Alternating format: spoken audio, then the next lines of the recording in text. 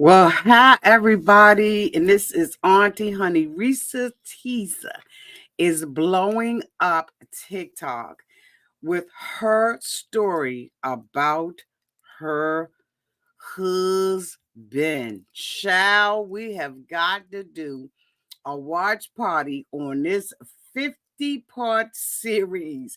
Now, you ain't got to be here all day, but I will as we get into this live. Are y'all ready to do this? Let's go. Everybody needs a sweet old auntie. Everybody needs with a whoop whoop and a boop boop auntie boop. that everybody needs. You can make this up. Now, you know that these are some crazy motherfuckers. Everybody needs a sweet old auntie. So why even bother? Aunties and lies, sweet old auntie. Aunties and ways. Are you okay? Are you okay? Well, welcome back, everybody. And this is Auntie. And if this is your first time being here, please like, comment, and subscribe to my channel. And to all of my new subscribers, thank you all so much for hitting that subscribe button and joining this family. To all of my nieces, nephews, and my members who have been here with me for the long haul, thank you all so much for your continued support. Y'all, we are about to go on a ride with Ressa Tessa of TikTok. Honey, she has the streets on fire.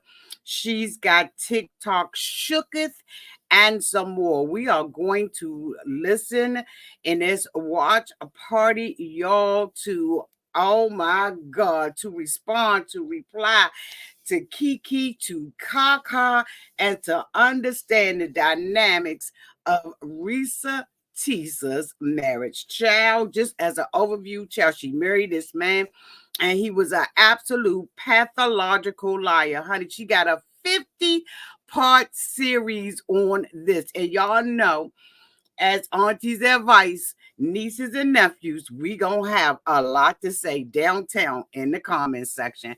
As long as you are respectful, you will not get blocked and carried up out of here. Y'all, I was like, okay, so I can't do nothing. I can't function. I have got to get out here. I'm hoping everybody is having a wonderful day. You ain't got to stay all day. You can come back.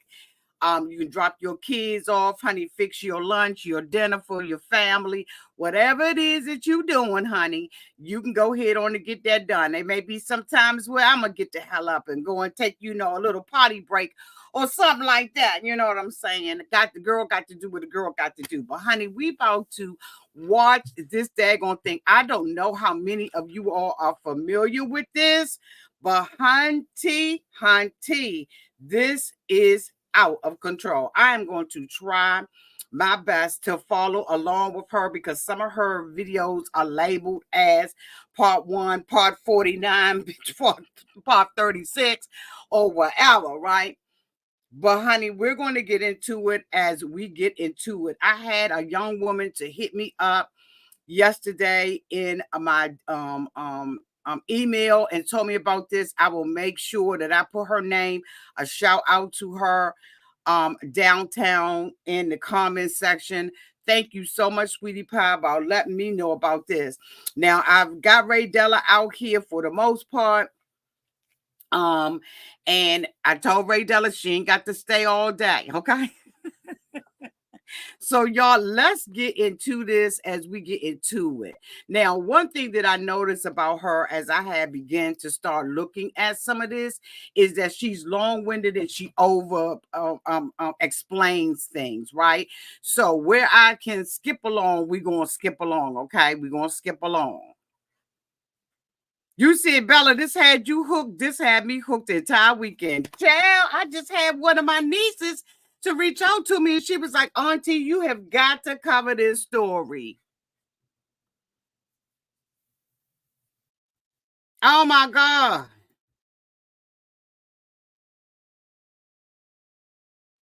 Yes, boo.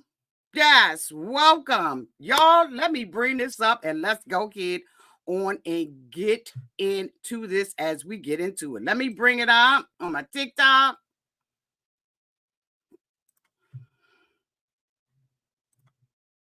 This is part 1 of 50 parts. Hold on. Hold on real quick. Hold on.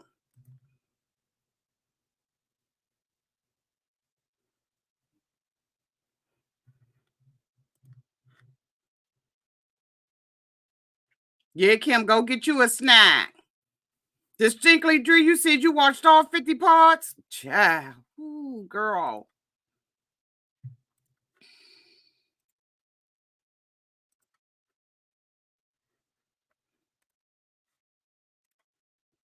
Here we go. Part 1. Oh, wait a minute. What in the world? Oh. Yeah, because Taylor Swift. Okay. Hold on, y'all. Please excuse the hair, but here is part 1 of Who the Fuck Did I Marry? So I met my ex-husband around March 4th of 2020. We met on Facebook dating site, and we also matched on Hinge. I did not realize that he was on both under 2 different names. So one was his actual name, and the other one was a variation, like a nickname that he called himself. Different pictures. So it was a running joke between us. Oh, you ain't even recognized that you had matched with me on Hinge. No, I didn't. And also that should have been a red flag. By the way, you will notice in this story, I called it the United Nations of red flags. It is so many red flags that, I mean, you would have thought I was colorblind because I ignored all of them. So anyway, back to the story. We met around March 4th. We exchanged phone numbers. He called me and we talked on the phone for the first time. In the first phone call, he told me that he had just moved to Georgia from California, from San Diego. His job had transferred him because he was being transferred in as the new regional manager for a major condiment company that is based here in Georgia. I'm not going to say the name. And so we also talked about his childhood. He told me he grew up in Philly. He's from Philly. Both of his parents were deceased. This is the first phone call. Both of his parents were deceased. His father was a Philadelphia police officer. His mom was a teacher. He also told me he briefly lived in Augusta with his family. He had 2 brothers and 2 sisters. He also had 2 half-brothers on his dad's side. First phone call. So I'm just giving you guys the backstory. This was the first phone call we had. So we talked about family. We talked about friends. We talked about our jobs. At the time, I was working at Georgia State Patrol. And he knew this, and he just thought that was like, wow, you know, so you work with troopers all day. Yes, I did. Also in that phone call, he explained to me that he used to play football. He explained that he used to play arena football. I know nothing about arena football. I know about NFL. I know about college. Go Dogs. But I don't know anything about arena. He explained to me that he used to play arena football. He used to work at Apple in the off season of arena football. Apple. And I remember thinking on that phone call, oh, okay, you know, like, good for you. I don't know anything about arena football. And I believe I did tell him that. I don't know anything about arena football. That'll come into play later on. So he told me, you know, I just moved here. My job is paying for my housing and they're helping me to look for a house. He was like, right now I'm in Gwinnett County, but I'm trying to look for a house. ideally in Atlanta, like Brookhaven, Sandy Springs. He was like, I really would like to move out there. And so I thought, that's great. You're looking to get a house. You just moved here. He was like, I don't really know too many people here because I spend all my time at work, and, this job is really demanding.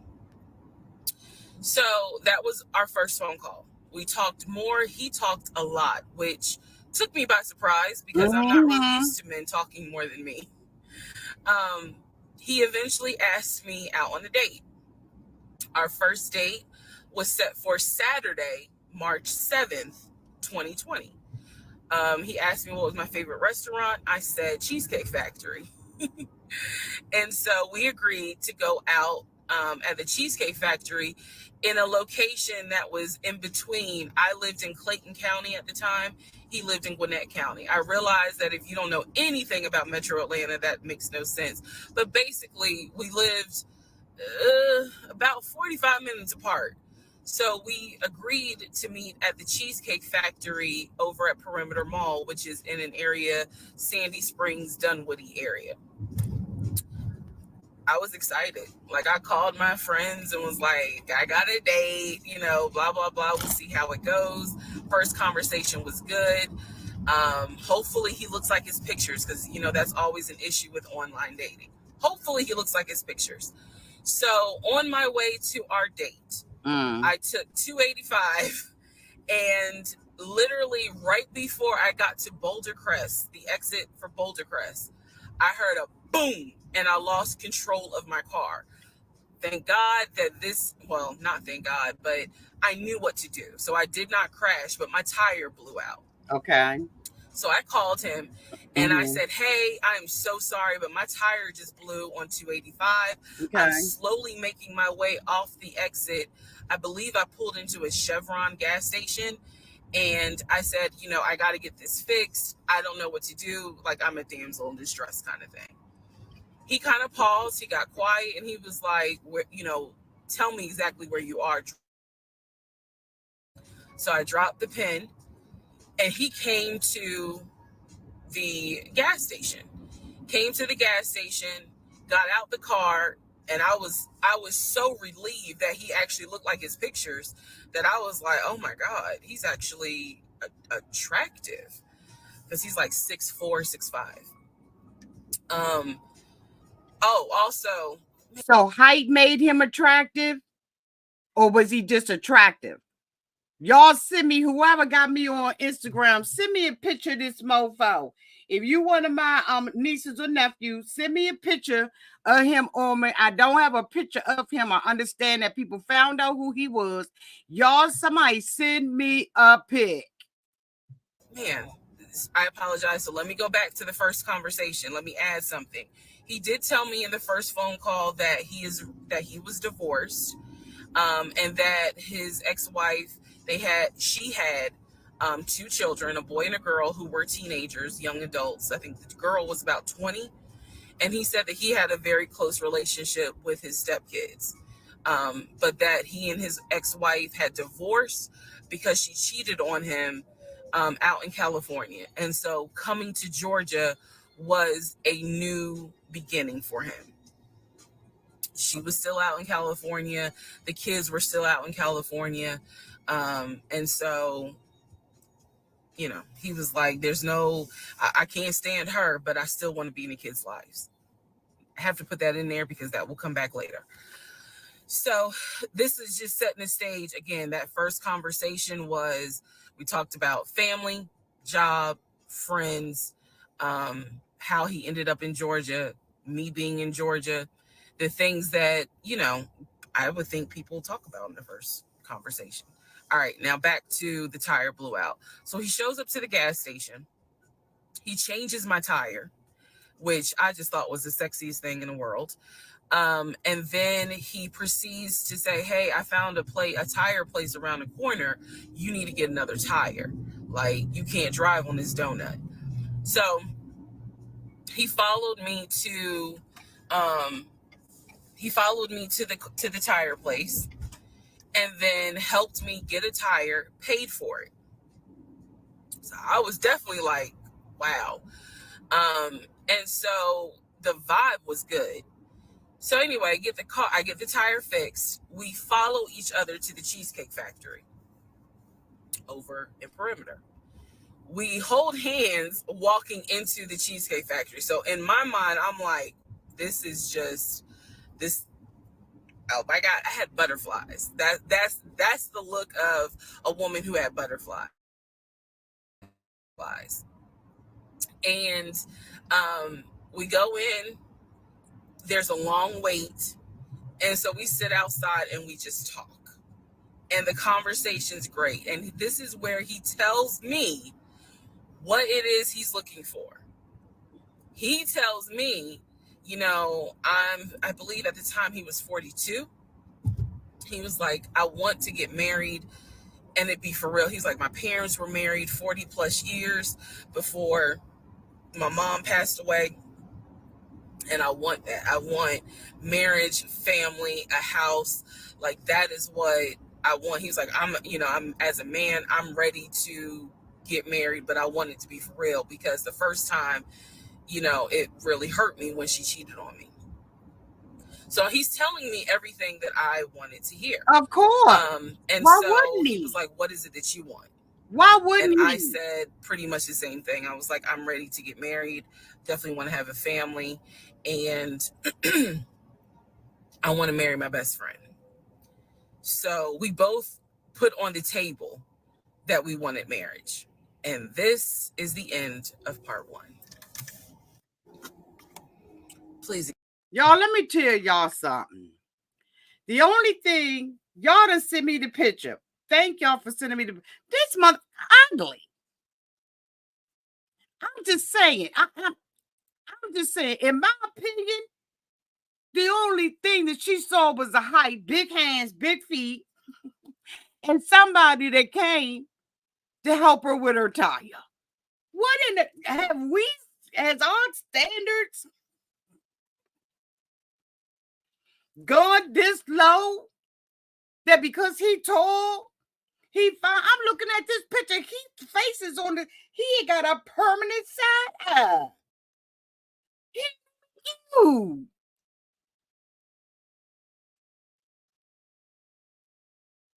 What are we doing here, girlfriend? Let's go to 2, because she long-winded. So let's go to 2. Let's go to 2. Where's 2? Part 2.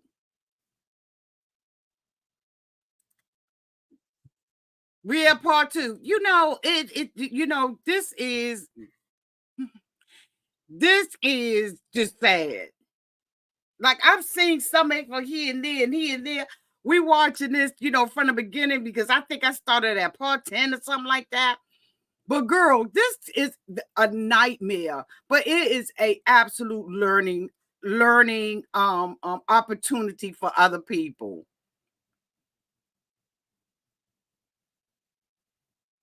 Yeah, I know y'all had told me, Auntie, we want dating apps. This why I ain't doing no dating apps. Fuck what you heard. If these are the kind of mofos that's showing up on the dating app, no thank you. Let me just keep listening to Spotify. What the? Now, here it is. She see these red. She already saw a red flag. Why is it that we ignore red flags? Why do we ignore God's intervention? When my tire would have blew out, and I'm just speaking for me, when my tire would have blew out, bitch, I would have known this is a divine intervention. Some stuff just don't happen for no reason at all. I've been driving all this time, going back and forth to work, doing what I do with the whoop whoop and the boop boop boop. I'm going to meet a mofo downtown at the Cheesecake Factory. And I ain't even going to say nothing about that, okay? Because she said that's her favorite restaurant, but okay. But ain't no way in the world my tire would have blew out. I would have been, first of all, shooketh, and I would have been going back home. I'll talk to you later on. Now, he told her exactly what he wanted. He thought she wanted to hear. But I would have been at the thing saying, you know what? I don't know if I want marriage. So he probably wouldn't have seen me a day after, because he would have known that I'm not one of those girls who is sitting down at the table with you and automatically wanting marriage. I'm not a desperate, not saying that you're desperate if you want it. Okay. Let's not get it twisted. But I wouldn't have been that girl. I would have been that girl saying, no, marriage is just not something that I'm looking for right now, or, whatever. But when guys see certain women, and y'all know what I'm talking about, they automatically see you as prey. She impressed with his height. A good thing come in small packages sometimes. I'm just saying. Tiffany ain't got to give me no big box to send me a ring, bitch. They can send it in a little teeny, itty bitty blue box. I don't have to have no big old, but anyway, let's go on, because it's already going to be long. This is a watch party. Like I said, y'all can come in, out, in, out, in, out, okay? Here we go, part 2. All right, who the fuck did I marry? Part 2. So we both put on the table what it is that we wanted. We both had established we were dating for marriage. We were not dating just to date. We were not trying to be friends with benefits and none of that. So the dinner at Cheesecake Factory went really well. We laughed, we joked, we talked about people, which is kind of up my alley, my sense of humor. At the end of the date, at the end of dinner, we sat in his car and he played this song for me by John Legend.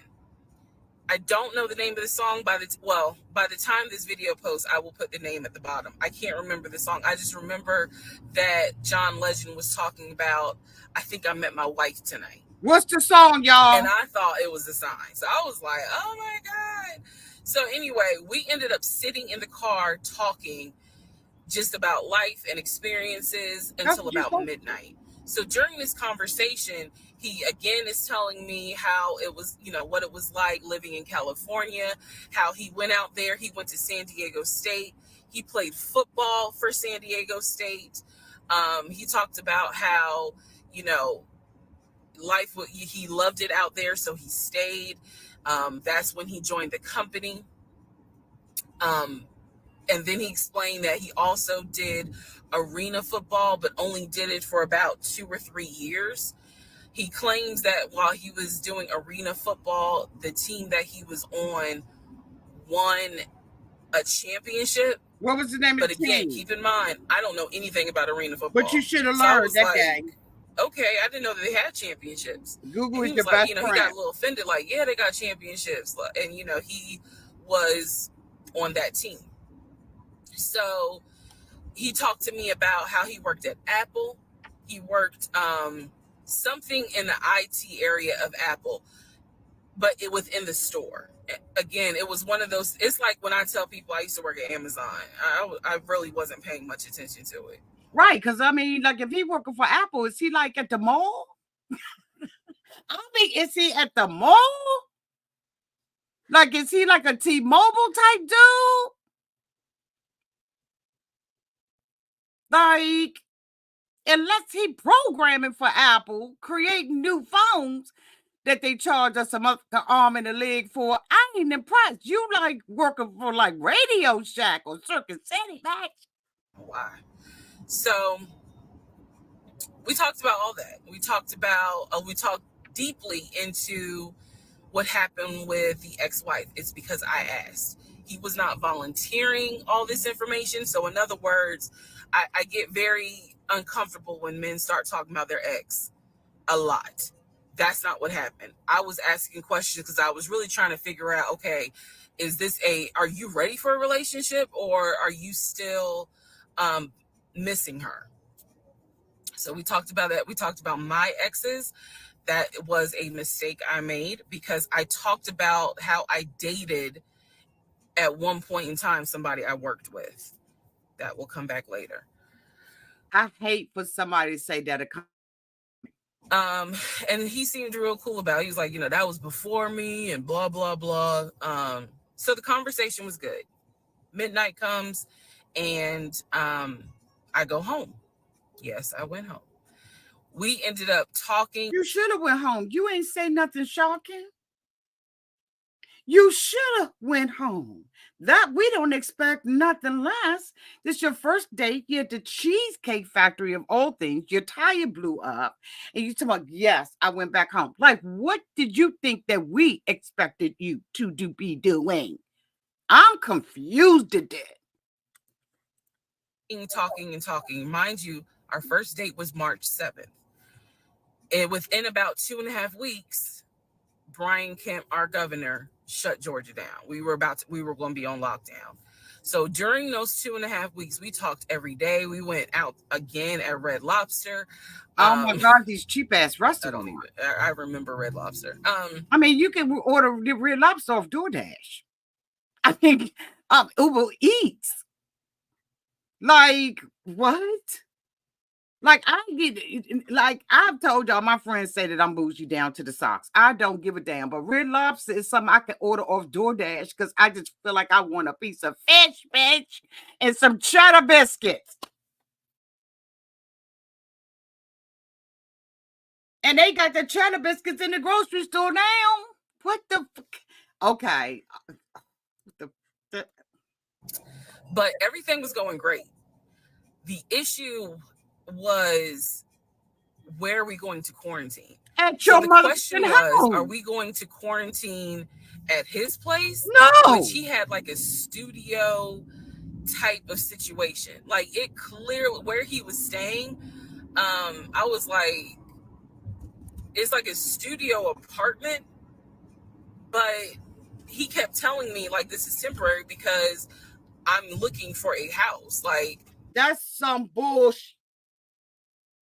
You living within your means. That's some bullshit. Red flag number one. Let's just do some little sticks. Okay, so that's red flag 1, red flag 2, red flag 3 is the restaurants. Okay, the caliber of the restaurants. But why is she contemplating after 2 weeks of dating him? Why is she contemplating where we gonna live? We're gonna live in our respective houses. That's where we live in. The fuck? He showed me the email from a woman who worked at the company where she was out on maternity leave, but she was putting him with a realtor to help him find a townhome or a single family house. So I was just like, okay, this is definitely temporary. Like, he's not trying to stay here long term. And she was apologizing in the email. Like, I'm so sorry, this should have been taken care of before you got here, but it wasn't. I saw the email. I read it. What? I read the email. So the decision was, we're going to quarantine at the studio, or we're going to quarantine in my house? What the hell? First mistake I made. Well, there's a lot, but this was a mistake I made. So ladies, caution moment. During one of our dates, because keep in mind, in those 2 weeks, we were seeing each other quite a bit. Nothing physical or anything like that. Just two people who I would have rather taken the physical for 500, Alex. Bitch, I would have rather taken the physical for 500 and been done and not be out here on TikTok with a 50-part series of them that took advantage of me and treated me like I would. Sometimes the physical is where it is. Let's just do what we came to do. I'm saying, don't learn from me. I'm just saying. Because how did you even know how the D was? Like, are we not testing it out anymore? I'm just asking for a friend. I ain't saying that's me. I'm asking for a friend. I thought we're really on some, all right, let's see if this is going to grow into something. He came to my house when he came to my house, I had a 3-bedroom, He peeped 2.5 bath townhome. That locked the He was deal in a right there. studio. Now, I'm telling you guys all of this in order of how it happened. So some things I'm probably going to insert what I was thinking and the mistake I made. Can I turn this off? No.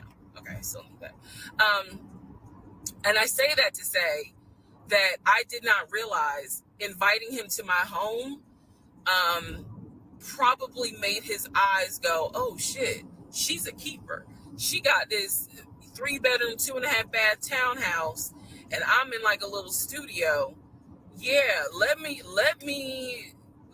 go ahead and pursue this. What I need to do to quarantine here. The decision was made, quarantine at my house. So the state went on lockdown. He came and stayed with me That was in so my home. stupid. And for the most part, in the initial beginning, it was fine. It was I hesitated because I grew up in the church.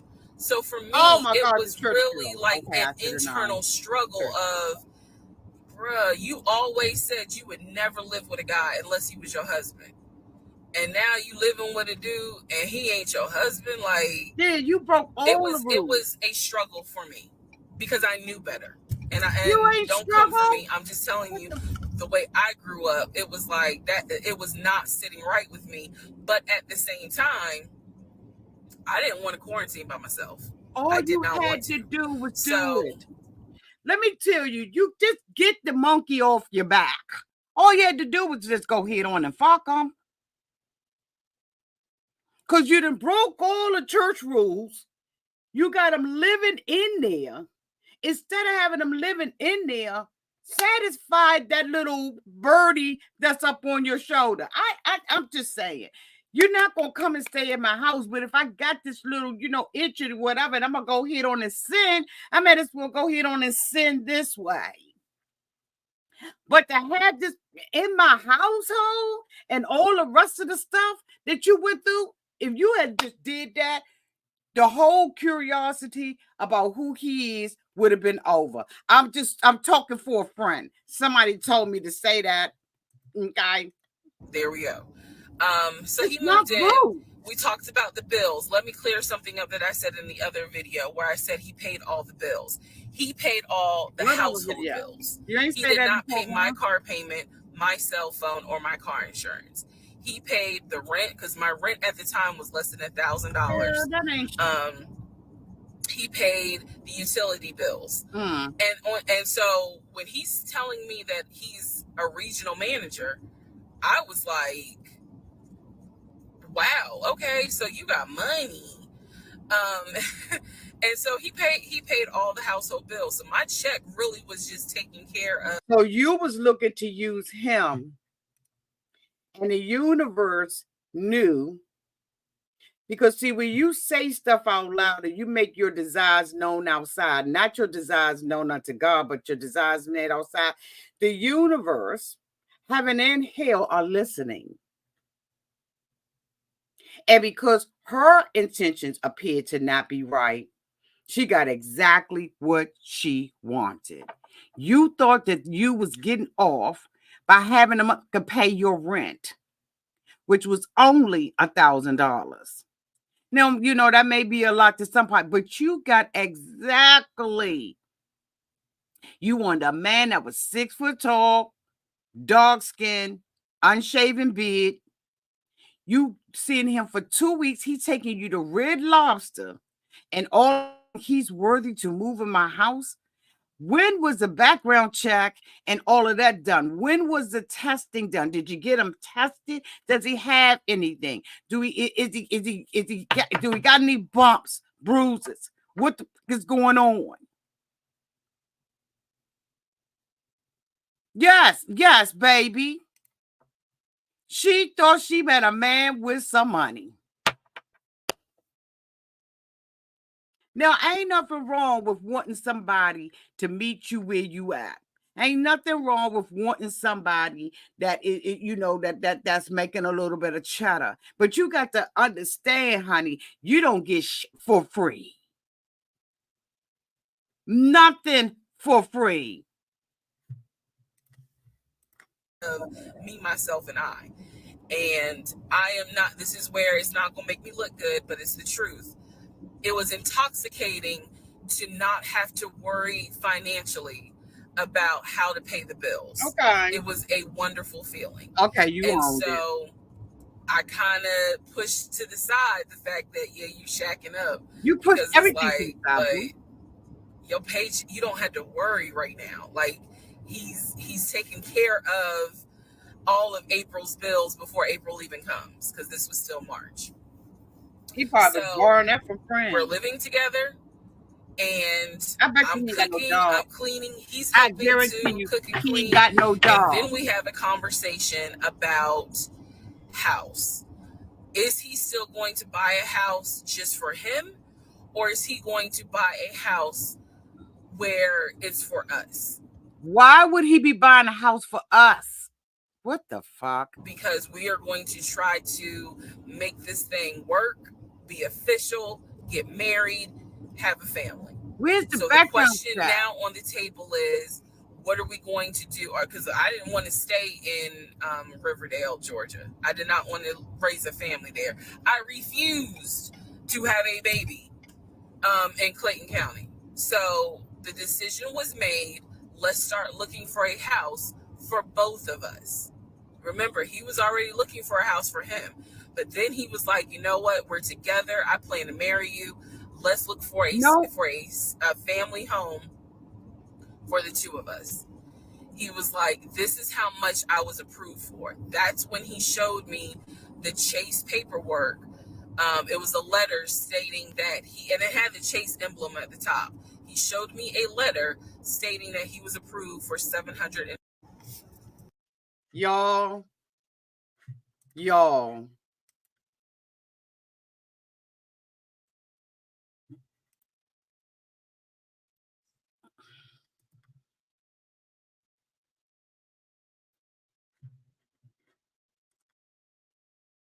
It's got to be me. A man that is really got it going on like that ain't gonna move that fast with you. I know that we have heard stories of couples that be getting married. You know, they met each other 4 days, but a man in Atlanta, in Georgia,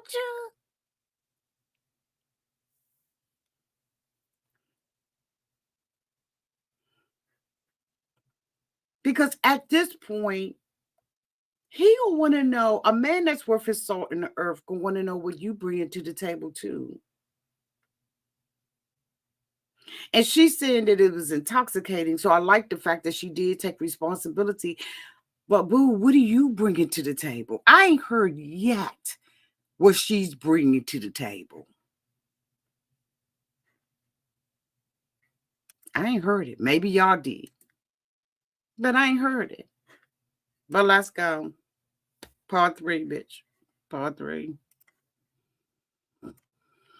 So this is when he showed me a letter from Chase with the Chase logo at the top, stating that he had been approved for a mortgage for a $750,000 mortgage, or a $750,000 house. So he was like, we can't go over $750,000. And he looked like this. And I said, I remember asking him, can you afford the mortgage on a $750,000 house? Because I know I can. This is when he explains to me, I told you how I played arena football. I invested my money really well. So he said, I have money that will help pay for the mortgage. He was like, we're good. Like, I'm financially, I am okay. He was like, that's why I'm able to get approved for a $750,000 mortgage. Mm-hmm. So he told me that his money was in different savings accounts. He said he had an account with Chase Bank, he had an account with US Bank, and he had an offshore account. This is what he told me. The offshore account, I was like, why? And he explained something about, the US, the US imposes taxes on money when you have a certain amount in U.S. banks. He was like, so everybody knows that it's smart to have some money in an offshore account. Y'all, look, I live paycheck to paycheck. I was like, okay, that's whatever. I said, so you have the money to pay for a home. I'm also holding in my a letter from Chase saying that he was approved for $750,000. So I went off of what I saw. So we contacted a realtor. I won't say his name, but man, if he ever sees this TikTok, I owe this man such an apology. But we contacted a realtor who was based in Cobb County, because I was very adamant I wanted to move back to Marietta, Smyrna area in Cobb County, Georgia. He was fine with that. His whole attitude was, you're going to be my wife, happy life. So we met a realtor. I would find houses that I wanted to tour. Keep in mind that this was COVID. So at the time, we could not tour a home. It would have to be a virtual tour. True, because I couldn't let people in my rental. We found a house. Now I agree with that, because Georgia. I could not. Cobb County, but nevertheless. What is this sitting on my daggone thing? This is an advertisement? What the is this? Girlfriend got advertisements coming up on the screen?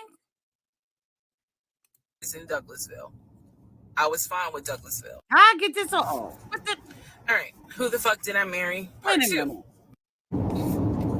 All right. Let's I just transferred the money over to the realtor's account or whatever, so that it could be earnest money for the house. So I'm just like, okay, great. He was like, so what? I believe $5,000. He said, I just transferred the money over to the realtor's account or whatever, so that it could be earnest money for the house. So that's how I'm just like, okay, great. He was like, so realistically, this is April. We should be able to get in that house by June. Okay, no problem.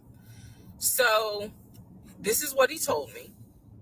About 3 or 4 days later, I get a phone call from the realtor, and the realtor is like, "Hey, I'm just checking to see what you guys want to do about that house." So I was confused. I'm at work, and I said, "Oh, I was told that he put an offer in," and the realtor was like, "He did? I didn't know that he put an offer in." And I said, well, why wouldn't you know? Like, he told me he put the offer in, and he had paid earnest money, $5,000 earnest money. And so the realtor was like, well, let me call him and find out what's going on with that, because I didn't know anything about it. So red flag, of course. So I call him, and he, in true narcissistic nature, he flips the script, and he like goes off. He's like cussing, going off, like he shouldn't, excuse me, I have the hiccups. He shouldn't be calling you. If he has a question, he should call me, because I'm the one that's on a mortgage. He was like, and now it's going to be an issue. And I said, well, did you put the offer in with him or not? And he said, no, I did not put the offer in with him. I put the offer in with a friend of mine who is a realtor, so I can give That's probably him where he got the Chase letter from. He probably just changed the names up on that mother. I did not hear from that realtor again. So I was just like, is the house under contract or is it not? He was like, yes, the house is under contract. This is how crazy things work out. So she must say never bought a house. 3 days later, on realtor.com, I'm looking at the house because I was trying to figure out in my mind how I'm gonna decorate. It shows the house is under somebody contract. else's. So you trying to figure out how to decorate in somebody else's, instead of you already had your own. You're looking at the dream of it all and not looking at the reality of it all, that none of this sounds right. It's a huge red flag. If the realtor is calling me, that means that the fuck, bitch. If the realtor is calling me, that means the realtor can't get in contact with him. So automatically something is wrong. Hey, I'm calling you. I'm not the one that's transferring money. I'm not the one that's doing the cashier's check. I'm not the one that's doing any of the financial stuff. We're not married. So why would the realtor call me?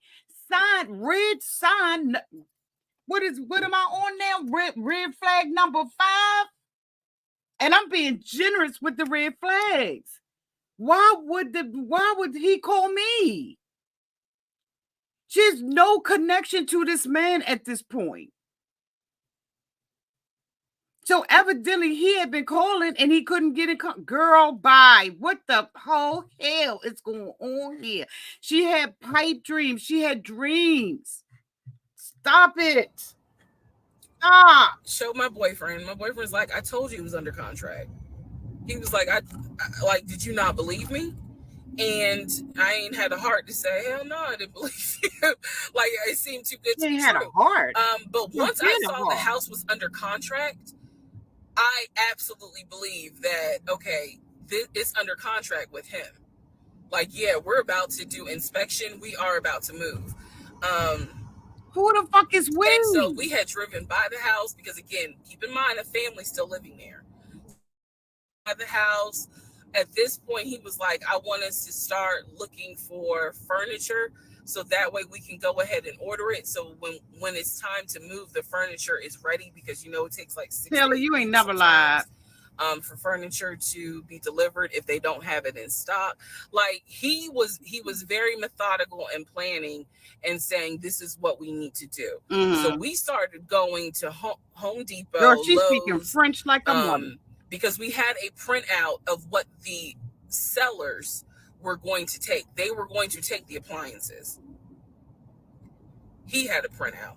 Let me be clear. He had a printout. Yeah, because this so it said on there that they were going to take the appliances. What the? So we needed to get a new stove, new refrigerator, new microwave, all that stuff. So we went to Home Depot and Lowe's, and I went ham. I chose all these new appliances. Yeah, because it was a fantasy. Here's where we get into the shopping. You felt like you had a scratch off. All right, part 3. Who the fuck did I marry? So this is when he showed me a letter from Chase. Something's wrong with her. I swear to God, right, something's wrong with her up in the. We go to Home Depot. We go to Lowe's. I'm choosing all these appliances. He's taking pictures of the SKU number. We had representatives helping us. She's not an ugly girl. She's not ugly at all. She's just a little chunky. But some guys think that chunky girls are desperate. And he basically explained to them, hey, we're buying a house. We should be closing sometime in June. Can we order this stuff now? Can I put a hold on it? Like, what can we do? Because we're not ready for delivery. I stood there as the Home Depot rep said, we can hold it in our warehouse. Like, you can buy something and we can hold it. Oh, is he do it all the time, especially with COVID. So I watched him pay. I want to say it was about it was either $350 or $500. I watched him pay a deposit on a whole new set of appliances for them, and they were going to hold it until we were ready for delivery. For the big haul. I watched this, so I was like, okay, good deal. Like, we got the appliances. Next, let's go to Rooms to Go and Ashley Furniture and find actual furniture. So we went all around Rooms to Go. We went to Ashley Furniture. We went to American Signature. And I saw all these things that I wanted. Again, he's taking pictures of it. He was like, I can go online and order it. I didn't think, because again, I just saw that we held the appliances. So I was like, okay, that's fine. She thought she had went to the. So April, bitch, let me tell you something. She had thought she was winning.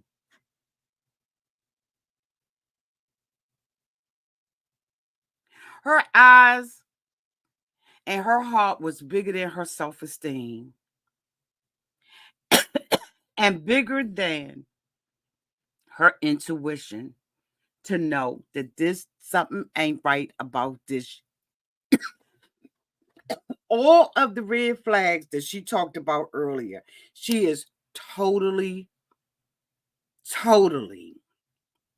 put that to the side for a monthly dream. When something looked too good, it's too good, bitch. But okay, let's go. turns into May. May 2020 comes. And you still ain't know. This is where things start to get a little interesting. She got a May stain on her comes, shirt. and obviously we had not done inspection. And I'm asking him all the Why? time, what's the deal with the house? He was like, oh, because of COVID, they're trying to get someone to do the inspection. But the guy that they had, it was always something. The guy they had caught COVID, so they're going to have to get somebody else. And he's like 15 houses backed up, so it'll be a while. So at this point in May, I know I look crazy. In this point in May of 2020, it's a stain or something on your shirt. I started recording Something audio on diaries. your shirt. I don't know why. It was something just made me just start recording my thoughts in an audio diary, and I still have them. And I would save them by the date, and I would just start talking about what's on my mind. So I was like, I knew there was something was nagging me, like, but I kept pushing it out of my mind. I was like, you saw, this is what I reminded myself. You saw him pay for the appliances. You know the house is under contract. You don't know that. You know that he told you that he's the one who put the house under contract. Why would, like, I remember saying to myself, why would he lie about that? This is so easy to verify.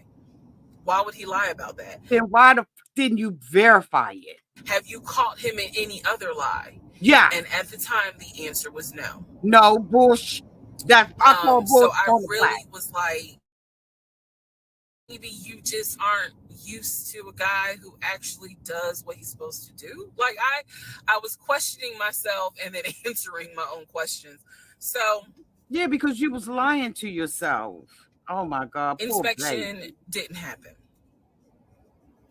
Around mid-May, I found out I was pregnant. Oh my God. When I found out I was bitch, what?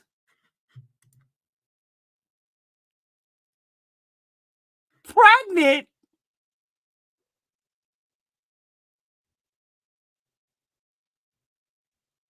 Bitch, I know she just said she found out she was pregnant and she met him on March 7th. He done moved up into her household. He got papers coming out the yang of what he, bitch, I know she did not sit up there. What happened to, maybe it's, I'm old school, and back in the day we did it, but what happened to the STD test? Are we not taking those anymore? Do they not give those out? Do they not administer them? You're pregnant now by a dude who moved up into your 3-bedroom townhouse? Oh my God. pregnant. He was ecstatic, and I was like, oh shit. The reason why I was oh shit is because, number one, I'm plus size. Number two, because of my age, I was I felt like it was probably going to be a high risk pregnancy. And I wasn't married. And that nagged. I cannot tell y'all how much it nagged me. There was a lot of internal. Girl, you rambling. Kind of early, along. They gave me a due date. Due date was January 26th of 2021. So yeah, May, found out I was pregnant. So there was now more of a push into, we got to get a house. We got to get the fuck up out of here. I'm not having a baby in Riverdale. Nah. Okay, nothing against Riverdale, but I ain't having a baby in Riverdale. So now you're not gonna have a baby in Riverdale, and he need to find out what's going on with this. And house. he lying to you. And so he was on top of it. He had an answer for everything. That's the problem. He was like, I'm gonna call and find out what's going on, blah, blah, blah. He then magically told me about a week later, the house, like in 2 days. So I was just like, okay, keep in mind, I'm taking his word for it. I'm taking his word for all this. So he's like, they're going to do an inspection. Once we get the inspection report back, then we will know. You go to the inspection. What do you mean? What do you mean when you get the get it back? You go. You show up. You have to be there.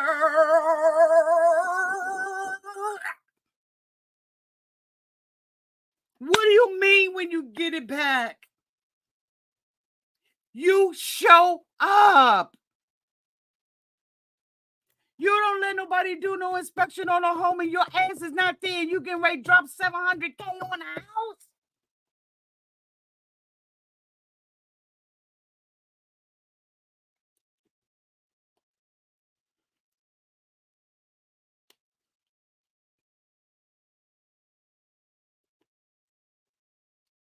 So I take it that the house that she's living in now, she's renting it. She couldn't own this house. Because that doesn't make sense anyway, anyhow, for anybody who is a homeowner or anybody who is working with a reputable inspector, home inspector. You are required to be there to walk through that motherfucking house during the inspection. You damn near need to be on the roof. You need to be down in the cellar. You need to be doing all that when you're going to buy a house. You don't wait for a report to come back. You wait for the report to come back so you can verify what it is that you saw and what they saw. But they're going to walk you through that fucking house. We are going to be responsible for what are we getting ourselves into? So, Reese, I guess they did an inspection. He showed me an inspection report. The only thing that they said that the roof had just recently been replaced, which I remember he was very happy about. And the issues that there were for the house were minor. It was not a bad, because we did have a discussion about it. He was like, it's nothing that we can't handle. This probably was somebody else. And he said that we were set to close the end of May. How? We were set to close the end of May. Who is He told me it was going to be a virtual closing. I heard her mention that one time that she dropped a dime on this. Who the fuck is we? It was a virtual closing. Because of COVID, people are not closing in the office. They're doing a virtual closing where you would need to electronically sign the paperwork. This is what he's telling me. And so he was like, we're set to close like just before Memorial Day. And so for some reason, again, there's still that nagging part. For some reason, I didn't start packing. Anyone that knows me will tell you I hate moving. I've done it enough in my life. I hate moving. But I did not start packing up that house at all. I was just like, I'm pregnant. My body was changing so fast that it was like I could barely keep my eyes but I know there's something. And so I remember talking to myself in my little prayer closet, because that's where I would do prayer closet.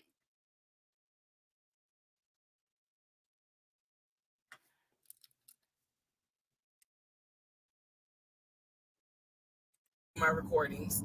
And I remember thinking, what if we don't get this house? Like, what if we don't get, what if he's lying? But again, there goes that thought process of, why would he lie about this? Like, who makes up? But you ain't put a dime on this house. I have not heard you say that you got your credit ran. I have not heard that you said that you did all the financial documents. Even if he got the house, it would be his. You standing on the outside of the window, bitch, looking in. This is not your house. How can you be this invested? The fuck? That they're buying a house when in fact they're not. And then he's showing you all this paperwork. Like, come on, you can't be that jaded that you don't even believe what's in front of you. Girl, bye.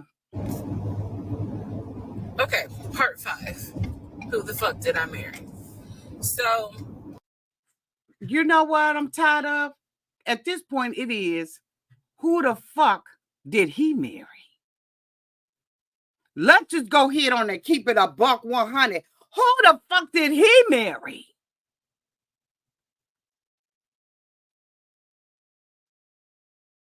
Who is she? She win on somebody else's. You win. We got this. He did this. I'm standing back in the background and I'm looking. He's swiping credit cards for appliances and all of this. And where the did you ever, Ressa, come out and say that you was contributing to this? This month in your house paying your bills. Now, I know this ain't a popular opinion, but I'm asking for a friend and a people in the back because we ain't heard this yet. Where has she contributed to this? Where's her part? You walking around in la la land, and that's why you got fucked over. Because I know that this don't come to a good end. You was playing him as much as he was playing you, in my opinion, right now. Because you ain't said not one thing that I did this or I did that.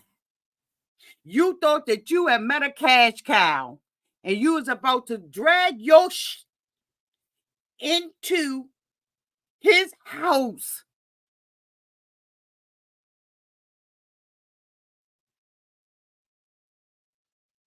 Both of y'all. It's some you ain't put like and got the audacity to be saying we. I know he probably, even though he a lie motherfucker seem like, I know he probably was sitting back and saying, fuck she talking about we for?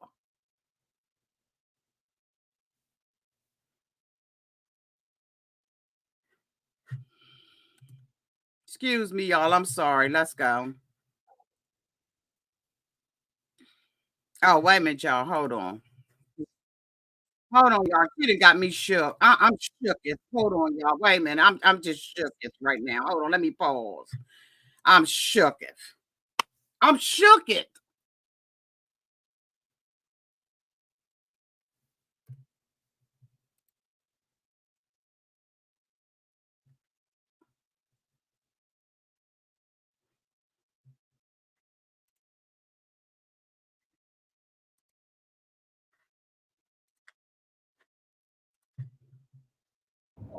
and then once again, I'm like, but look at what he's giving you. Like, he's paying. It wasn't a question about money.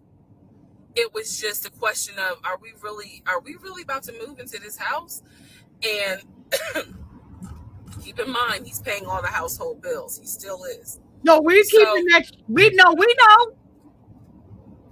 We were supposed to close before Memorial Day. We didn't. There was an excuse. There was always an excuse with him. Always an excuse. And I didn't know enough about the process to question stuff because I really wasn't involved the way I should have been. Yay, it was giving me a lot of anxiety. So I'm pregnant with a lot of anxiety. And if I'm gonna be 100% honest with y'all, I was not expecting that I was probably going to have a healthy pregnancy because I was stressed. And what I was stressed about is I didn't know what was going on because I wasn't really involved the way that a normal relationship would be involved. Just being honest. So we did not close. We move now into June. This is now going into June. Around June 5th, I looked at the house again on realtor.com. I don't know what made me do it other than, and I don't mean to sound super spiritual. I know that people are like, you know, you may or may not believe in God, but I'm telling you, I believe with all my heart, probably the Holy Spirit was like, look at that house on realtor.com. The Holy Spirit was talking to you when you met the mother and you broke all of the Holy Spirit rules. That's when the Holy Spirit was talking to you. No Holy Spirit is talking to you at this point. Don't do the church thing when you sitting up there slinging. You know what? I don't know if I could get through this. God damn, I'm trying to get through this. But I hate when people living in sin, shacking up, because I done shacked up a couple of times, bitch, okay? But I hate when people try to go to God about something that was a red flag that had been flying in your damn face like the NASCAR racetrack, bitch, and you ignored it every fucking time you got a chance. And now, because you went and looked at a house, common sense, now the Holy Spirit did this? Fuck out of here with that bull. So I looked at the house on realtor.com. Okay. This was around June 5th. Don't take the Holy Spirit to show do that. The house was off the market. Okay, somebody bought it. And I remember being like, okay, wait, what does that mean? What means somebody bought it. Because ex-husband is telling me we're about to close on the house. We're about to close. It's our house. We got furniture, da-da-da. He's also telling me that he's been in contact with the realtor. She gave up all her power. She gave up all her power, all her common sense. She gave it up. She laid that on her ground. Husband, ex-husband, my man. She gave up everything for a motherfucking dream. Let me sell this bitch a bridge. This is sickening. This is sickening. You gonna sit up there and give everything away because somebody paying $1,000 of your mortgage.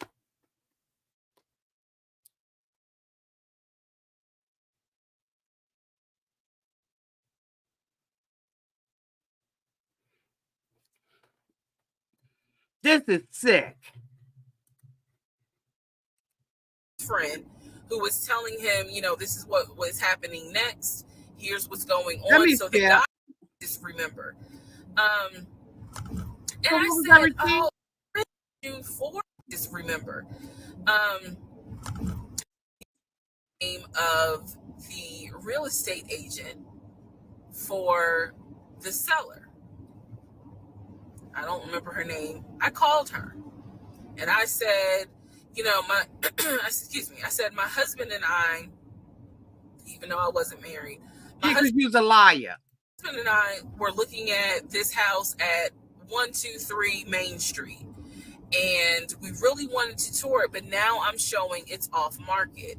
Is it not available? Or, you know, I pulled that card, and she was like, oh, no, ma'am. The home closed yesterday.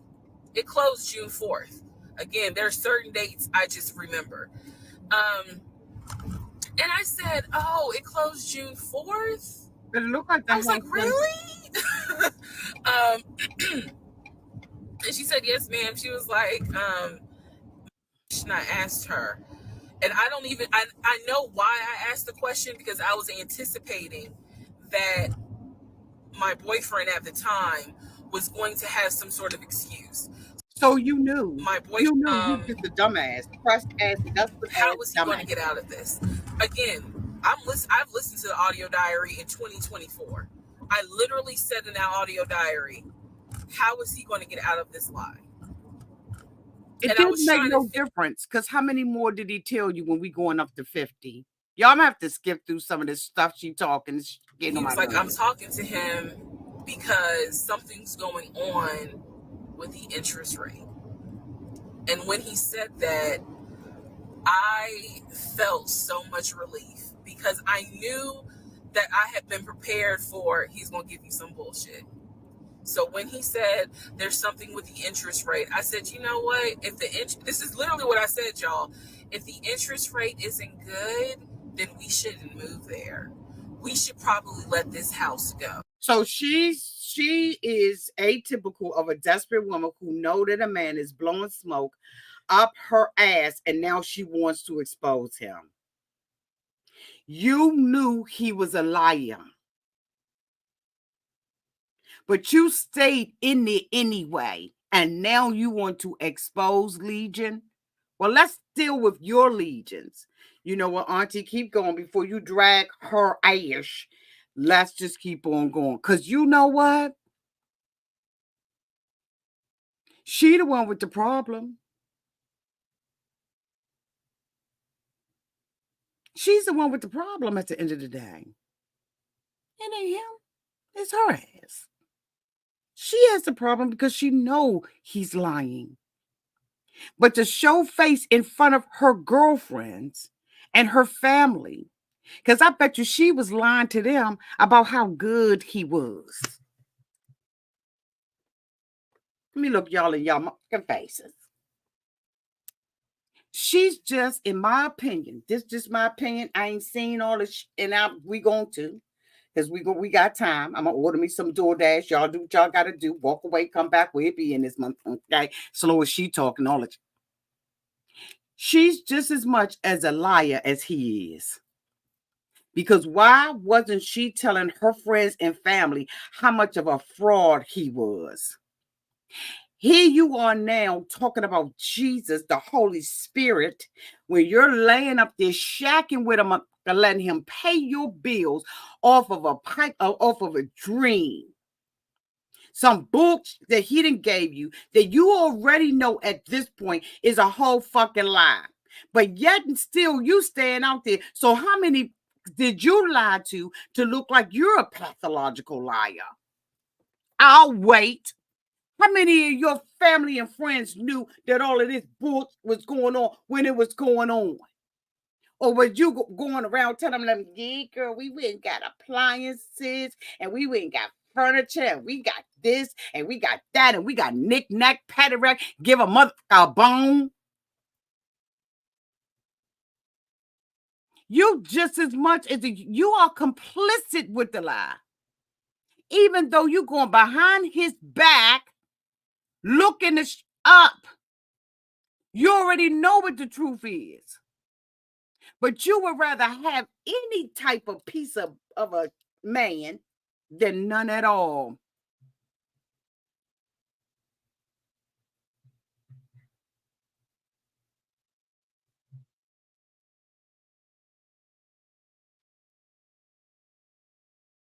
So why bless him?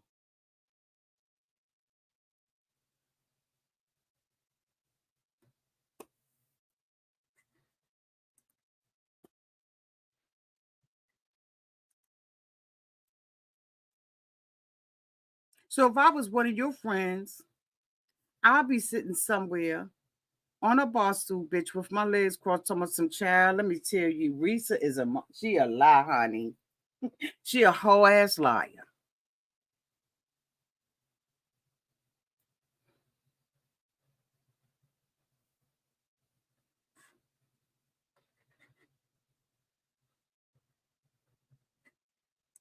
And that's the truth.com. Because you know what, Marlo? Somebody gonna say I can save him. I'll date him, I'll save him.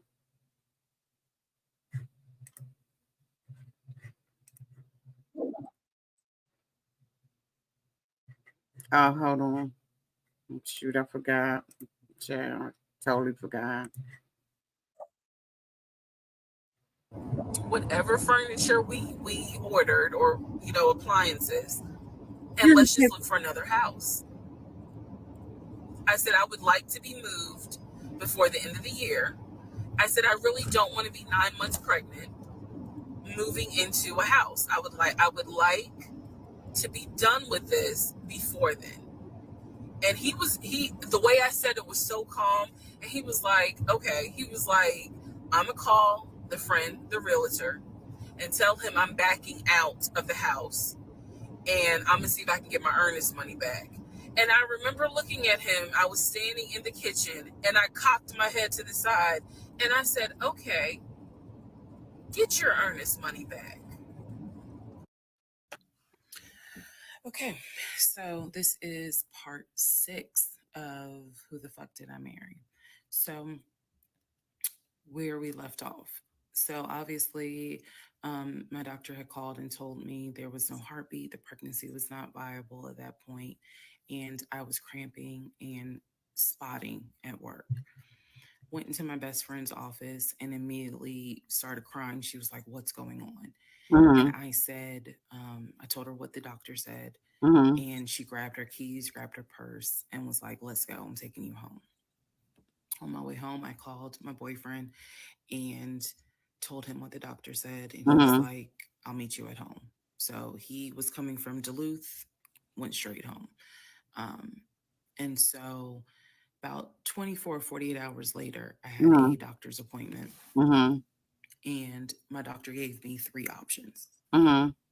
First option, let everything happen naturally. Your body will expel the fetus on its own. Second option, you can take a pill which will induce expelling the fetus at home. The pill basically will cause you to contract and expel. The third option was to go into the hospital and do a DNC. You're the DNC. I did not want to do a DNC because I did not want to be in a hospital with COVID. Understood. And for whatever reason, I did not do the option of let it happen naturally. So I chose to do the pill. No worries. His birthday was June 17th. My ex's birthday was June 17th. So the decision was made. We're going to celebrate his birthday that day, go out to eat. And then that night I would take the pill because we both were off from work the next 2 or 3 days. So went out to eat to try to celebrate as best we could, and then took the pill that night. That night was the most traumatic, excruciating pain I've ever I'm sure. through. I'm sure, and I'm sorry you went through that. I do not recommend any woman, if prayerfully you don't have to go through that, but I don't recommend taking that pill. Yeah. If you don't have to, don't do it. I spent the whole night in the bathroom just crying in so much pain. Yeah. I couldn't take, they gave me a narcotic. I couldn't take it because I found out I was allergic to it. So it was causing me to like projectile vomiting. It was a mess. So, and he was right there. He was scared that he needed to take me to the ER. But in the morning, the pain kind of subsided. So about 72 hours later, I had another doctor's appointment where the purpose of this appointment was to do an ultrasound to see if everything was gone. Had passed. Right, if you had passed the placenta. Everything did not pass. So because of that, my doctor you gotta get DNC. We're gonna have to do a DNC. My DNC was scheduled for the first week of July. my boyfriend, my ex, was going to take me. That was always the plan. So 2 we're days down to before July now. my procedure, he tells me, he comes home and tells me that he is up for promotion. He's up to be promoted to VP. Okay. VP of what? The president of the The company, Apple store? excuse me, is coming in. And it was going to be this huge business meeting he had to go to. Okay. The business meeting was scheduled for the day of my surgery. And so I'm throwing a fit because I was like, you there's no way you can do that meeting. Like, I need you to take me to the hospital and all this other stuff. And so he offered to have his sister take me to the hospital. Apparently his sister lived in Douglasville. Okay. I was like, no, because I've never met her. Like, I'm not having a stranger take me to the hospital. No. Does she live with him? She never met his family? I don't want to do that, blah, blah, blah. So my aunt had offered to take me. Okay. And then my friend who took me home from work had offered to take me. So at that point, we get into an argument because he's like, my sister is, you about your family, so why can't she step in? And I was like, no, because I don't know her. Period. I don't know her. So my friend offers to take me to the hospital because hurry up. Distressed that he's saying he has a business meeting and girl, hurry up. So I remember being on I-75 on the connector on the phone with her crying because I was so girl, I cannot. She could not. Where's new job would be that he would get an executive assistant named David. And he did tell me, I'm going to make sure that I inform David, if you get a text from this number, meaning from me, pull me out of the meeting because, my fiance's having a procedure done and I'm picking her up. So it's important that you come get me if it's something serious. So I text him. David responds. He said, yeah, Mr. Blah, blah told me that you are having a procedure done. If you need me to get him, I can go get him. He's in a meeting. Just let me know what you need. And I just said, no, don't bother him. I'm just giving an update that they're about to take me back. And David responds and says, I'm so sorry you're going through this. Please let me know if there's anything I can do. So I have the procedure. I wake up and I am now in recovery. I should be in recovery 45 minutes up to an hour and a half. I wake up, first thing I ask, and I remember asking, is where is so-and-so? The nurse who was so sweet, she was like, everything went well. You're doing great. She said, we spoke to your fiance. He's on his way. What the hell happened? Part 7, who the fuck did I marry? So I should have been in recovery at Northside Hospital for about at most an hour and a half. Is that glue on the top of her head? Subsequently, I ended up being in recovery between 3 I'm to asking 3.5 for a friend. hours. Is that glue? The nurses kept calling my ex, asking what's the status, because they were actually getting ready to do a I can change the speed. How do I change the speed? What's the status? Steph, how do I change I want to the say that they speed? called Steph. a total of 3 times and they spoke to him twice. So at this point, I knew that they were all like, where is her fiance? Like, what is going on? He said he was stuck in traffic, and so he was making his way there. He eventually did get to Northside Hospital, and they wheeled me down because, again, he couldn't come in just because of the protocols. So when I got in the car, and I'm in pain, but yet drugged up, couldn't keep my eyes open, I was just out of it. But I remember him calling my aunt and my mother and letting them know I picked her up. We're on the way home. Let me get her settled, and then I'll give you guys an update. Hold on, y'all. Let me see how to change the speed because this right here is driving me crazy. And I think the reason why it's driving me crazy is because it's a whole bunch of stuff that I know she feel like is important, but I want her to get to the fucking point. And I think that I want her to get to the point because I'm disappointed in the bullshit and all of the excuses and the lies that she's telling. That is irritating me because you were complicit in this. Now, I hate that she has lost her baby, right? But she knew what it was. She knew what it was. She knew this ninja was a liar. Let me find out how to speed this up real quick. She said, click on it. No, it say download video, send to a friend, copy link, picture in picture, video. Come on, y'all. Y'all gonna have to tell me how to do this speed. Hold on. And then that breathing, bitch. I can't. I ain't gonna be. Where is the speed button on here? Oh my God, y'all got to tell me how to get to this speed button. Y'all know I'm old as hell. How in the hell do you speed up this damn video? I don't see it nowhere where y'all telling me to do it at.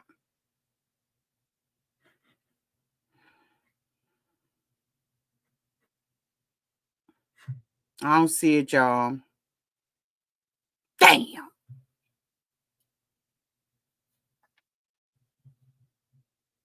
I don't see it.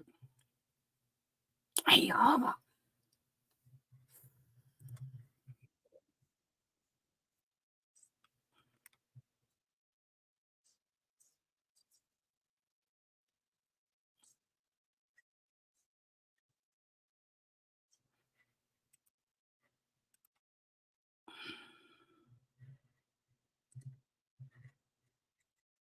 I was just letting him know, hey, here's the update. I'm about to, I'm in pre-op. They're going to get me prepared to go back. I did. It ain't to work. Surgical ward or whatever. And the response I got was from his new executive assistant named David. Now, when he told me he was up for the promotion, he did tell me that part of getting this new job would be that he would get an executive assistant named David. And he did tell me, I'm going to make sure that I inform David if you get a text from this number, meaning from me, pull me out of the meeting because, my fiance's having a procedure done and I'm picking her up. So it's important that you come get me if it's something serious. So I text him. David responds. He said, yeah, Mr. Blah, blah told me that you are having a procedure done. If you need me to get him, I can go get him. He's in a meeting. Just let me know what you need. And I just said, no, don't bother him. I'm just giving an update that they're about to take me back. And David responds and says, I'm so sorry you're going through this. Please let me know if there's anything I can do. So I have the procedure. I wake up and I am now in recovery. I should be in recovery 45 minutes up to an hour and a half. I wasn't. I wake up. First thing I ask, and I remember asking, is where is so-and-so? The nurse who was so sweet, she was like, everything went well. You're doing great. She said, we spoke to your fiance. He's on his way. So I said, okay, okay. I kind of dozed back out, but I could still hear everything that was going on. I just could not keep my eyes open to save my life. Hurry the fuck up. Talk to the other nurse. And that's when she said, yeah, Dr. So-and-so called her fiance and his executive assistant picked up. And the executive assistant said that he was in a business meeting. David ain't no damn executive business. You can relate to him what you need to say and he'll, tell Where's the travel itinerary? He'll tell the fiance. And my doctor was like, hell no, HIPAA. I need to speak to him. So apparently my fiance called the doctor back about 30 minutes later And the doctor informed him she'll be ready to be discharged in about an hour. You know, you can make your way and come pick her up.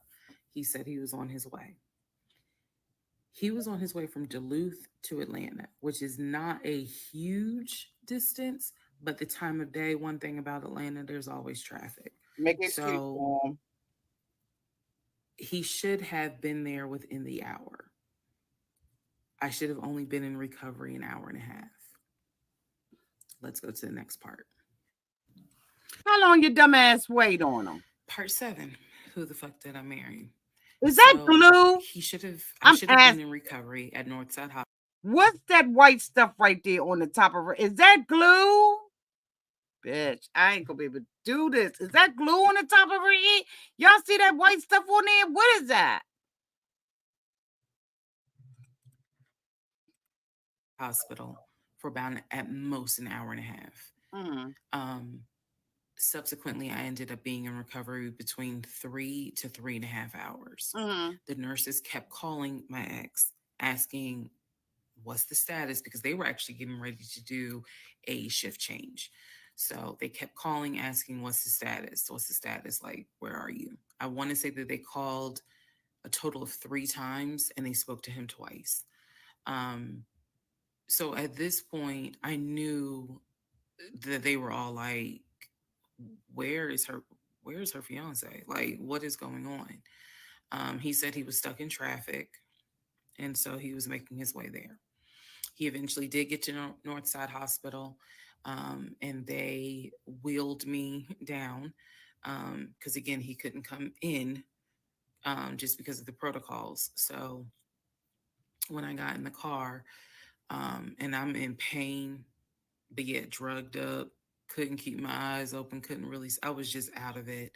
But I remember him calling my aunt and my mother and letting them know I picked her up. We're on the way home.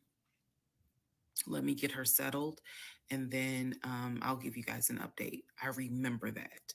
What I did not know was that he had texted my aunt and my mom and asked them to not bother me for like a week. Like, just please don't reach out to her. Let her just rest. I am from New Jersey.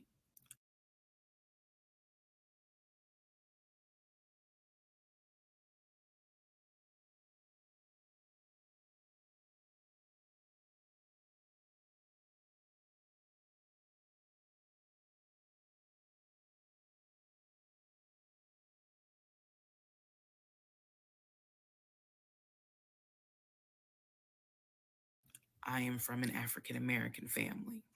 You don't tell my Black mama or my Black aunt that, please don't bother her for a week.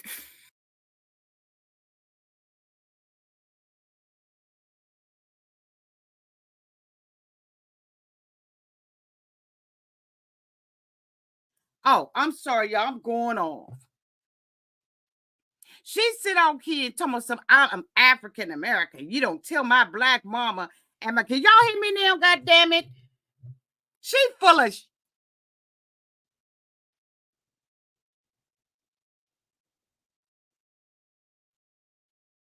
I knew she was gonna go there. You don't tell my mama not to call me for a week. He did. Where was they at? Is this your first pregnancy? They couldn't fly out for your first pregnancy, your first miscarriage? You got to talk to David, the assistant? Y'all still can't hear me? What the hell's going on? Hold on. Y'all can hear me?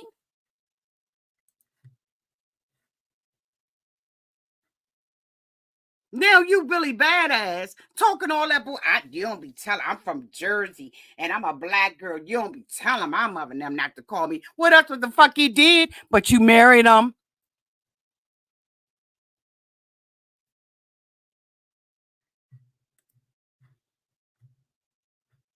The fuck?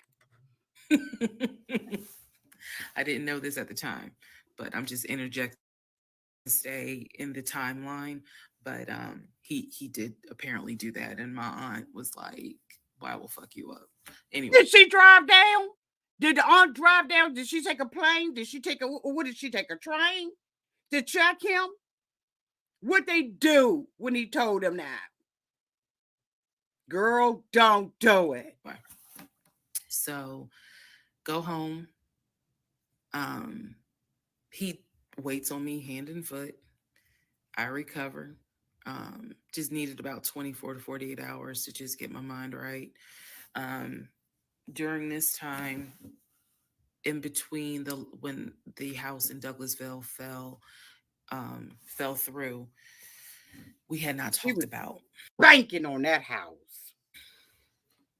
She already knew what wallpaper she was buying up in that month. Later, after the DNC, he decides that, do you want to start looking for a house again?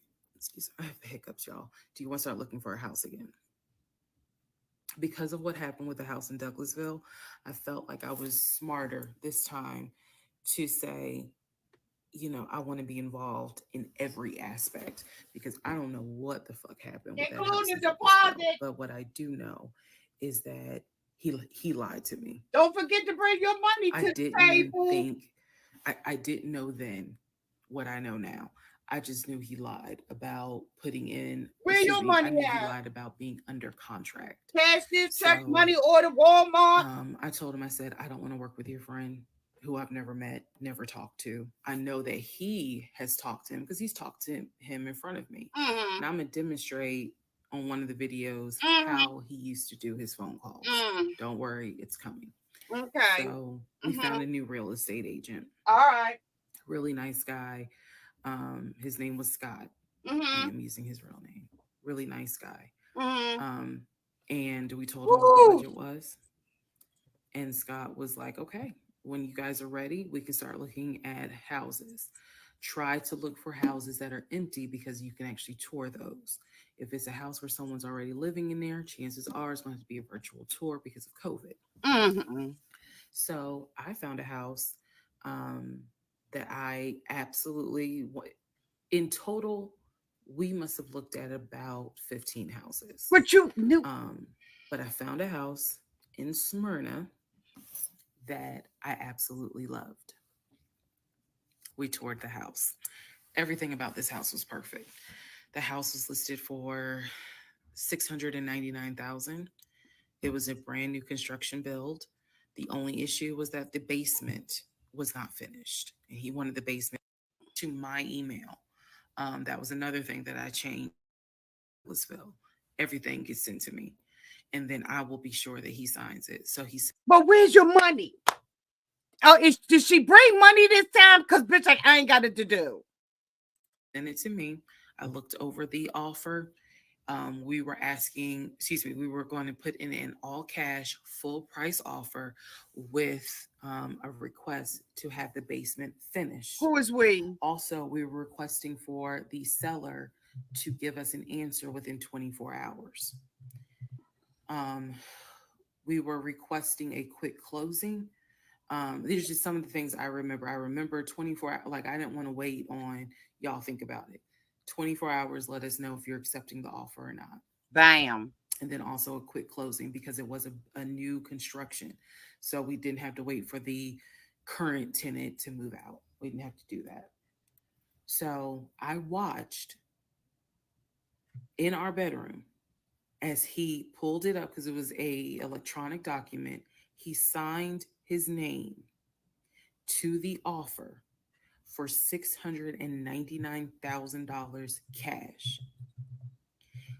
He requested again, the seller let us know in 24 hours. He signed. She ain't have a pot to piss in or a window to throw out of.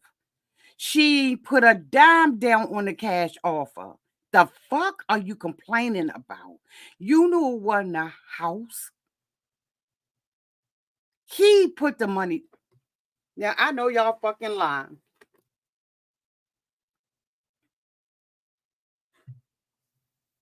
Let me order my DoorDash. We're going to be here for a while.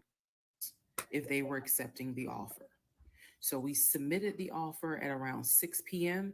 We were requesting that. Who is we? The next day, they let us know if the offer was. Y'all, something wrong with her. I watched him sign the offer. But we didn't watch you sign. You self-righteous. You think you better than him. But you sitting back there weeing your ass off.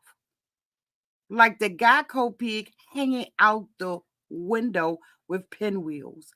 And you did not contribute a dime. Yet you hold this lying mother accountable. Now all the emails go to you, but you ain't paid for shit. Y'all, that's Skip.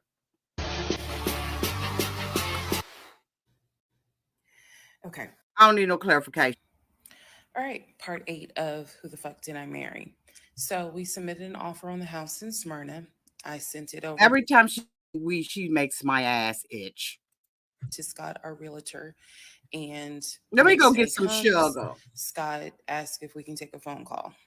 So he calls us. I'm gonna go get some sugar. I'll be right the offer was not accepted, and the builder did not do a counter offer. We don't exactly know why. We don't exactly know why he didn't accept it, but the bottom line is that we figured out later on that he didn't want to finish the basement. So the offer was not accepted. The house fell through. I was okay with that because, again, I knew he had put in an offer. So we continued looking at other houses. We found another house in Smyrna that he really liked. I thought that it was way too big for just the two of us. And so the price of this home was much higher than the $750,000 that Chase had approved for the mortgage. So what he explained to me was that he was willing to do the $750,000 mortgage, and he was also willing to put a significant amount of the money in savings on the house, which meant that he was now comfortable going from $750,000 up to about $900,000. Again, his whole explanation was, I have the money where I can put down a substantial down payment, bring down the price of the home, and then basically mortgage the rest of it. So that was now the plan. I was not comfortable with a home over $900,000. But again, keep in mind, I saw the Chase paperwork. So I was like, I just feel more comfortable sticking at the $750,000 mark. That's what you were approved for. Let's go with that. Did she just say she was more comfortable? Fall of 2020. I know y'all lying. We have been talking about marriage. I know y'all lying. I know y'all lying. He had made VP. Did she just say she felt comfortable at the 750 mark? Every day from work. I'm done. I need to kind of explain how the company was ran, because when you think VP, you would think he would be in an office. It was a condiment company, so they actually were producing the condiments, and I'm not saying the name of the company on purpose, but they were producing the condiments in this particular plant location. So a lot of times he would simply tell me that he walked the floor, checking in with his subordinates, basically. Now, how did he go to work? For the most part, at this point, he loved where I woke up. Oh, okay. However, pretty much he wore dress pants, kind of like a dark navy blue cargo pant. And he had a polo shirt with the company logo on it. What I saw a lot of times is that he would not wear the polo shirt to work. He would wear like a company t-shirt. He was in the He would wear rubber sole shoes and the he was taking care of the ketchup and the mustard cargo pants. He was on the I didn't think it was a uniform, but it reminded me of what someone would wear when I worked at Amazon. If you're going to be doing manual labor, he didn't go to work sloppy looking at all, but it definitely was not suit and tie. But he had to be making the money. Suit and tie. some kind of It way. is fair to note At that that time, it was outside of qualified like work, this. he was a man who he loved to dress. He loved to wear the latest Jordans. He loved to collect watches. And He you loved collected it. a lot of Invicta And he was watches. tall with a big dick. Um, Oh, you loved it, he girl. he loved to collect hats. He wore hats, baseball caps everywhere because he didn't like the shape of his head. You loved Um, that. so in terms of how he dressed casually, the man, he could dress. In terms I of had how a he big dressed gap. for work, Let's not forget yeah, the he big didn't dress shoes. like a VP. But his excuse was, I'm constantly walking the production floor. And I Yeah. can't be in a suit and tie walking the production floor where Mm-hmm. they're creating the condiments that we're Now, what selling. sauce? What sauce So would by keep this the point, VP over? Put it down in again, the this is comments. fall. We're still looking at houses. We're still touring houses as much as we can because it is COVID. We had found another house that we really liked and a house that I really, truly wanted to put an offer in on. This was now going to be the second house that we put an offer on. He put in the asking price, I believe, was about 700,000. He put in under asking an offer for about 650,000. I'm guessing, but I'll try to find the house and put it on this and put it on the story. The reason that house fell through, Mm-hmm. we found out that the home was sitting on a septic tank. We VIP found out that the relish. septic tank had an issue, and it would have taken about Salt $15,000 and to pepper. $20,000 to fix the septic tank. The sellers were not willing to fix the septic tank. Whatever. What else, y'all? What condiments Personally, would I the ain't vice really care for president the house over that in the much. warehouse? I'm the one who was like, I don't really want it. So even though we put an offer in, we had 24 hours where we could pull our offer back. And so we did. Once we found out, I believe it was in the disclosure. And if you're a realtor, please feel free to tell me if I'm using the wrong terminology. But I believe disclosure that they told us the septic tank needs to be replaced. That's when I was like, nah, I don't want that house.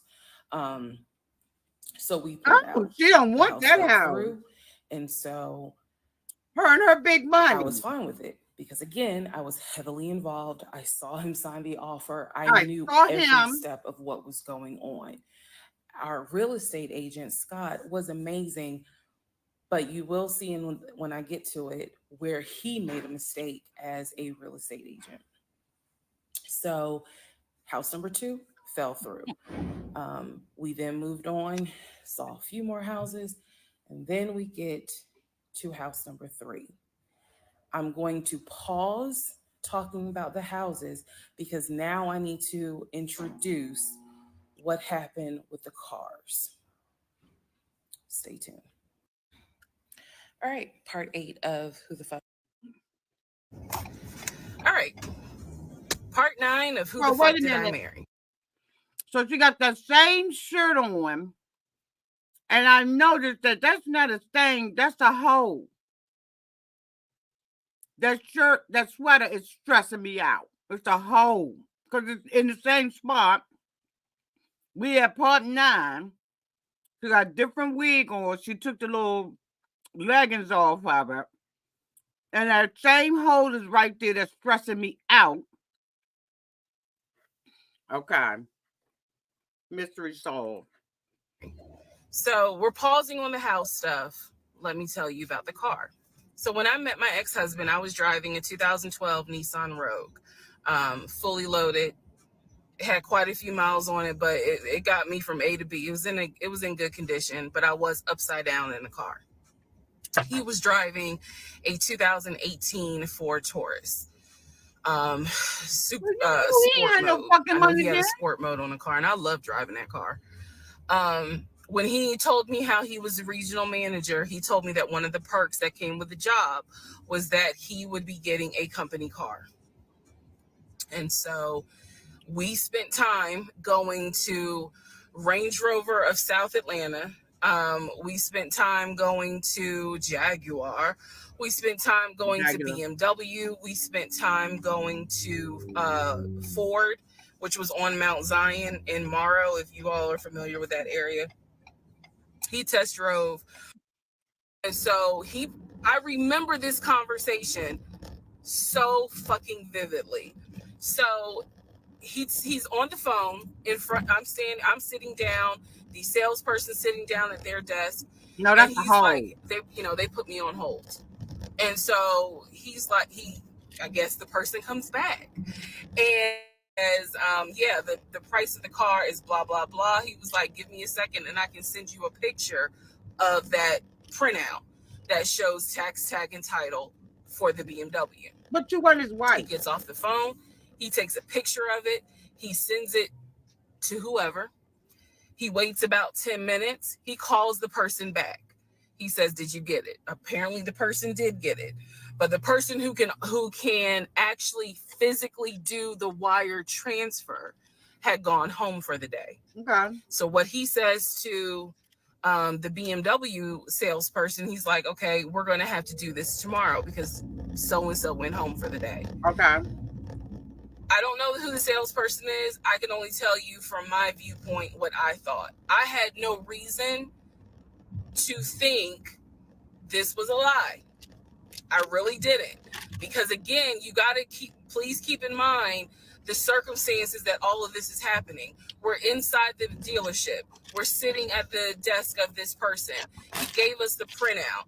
He's on the phone, doing business, basically saying, look, this is how much money the car is going to cost. He's taking a picture of it. He seemingly is texting someone saying, this is how much, this is proof of how much it is.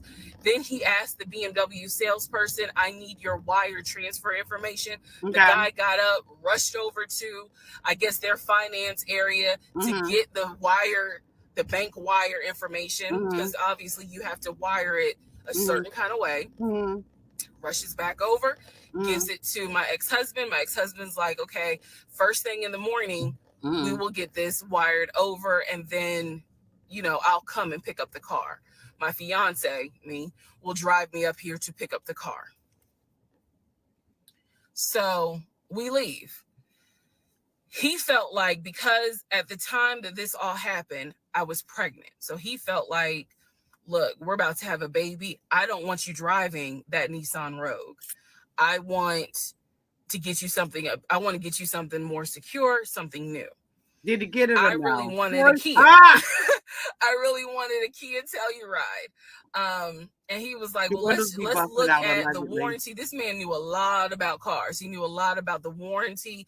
He knew a lot about the depreciation value. And so he did talk to me a lot about what will we get the most for our money.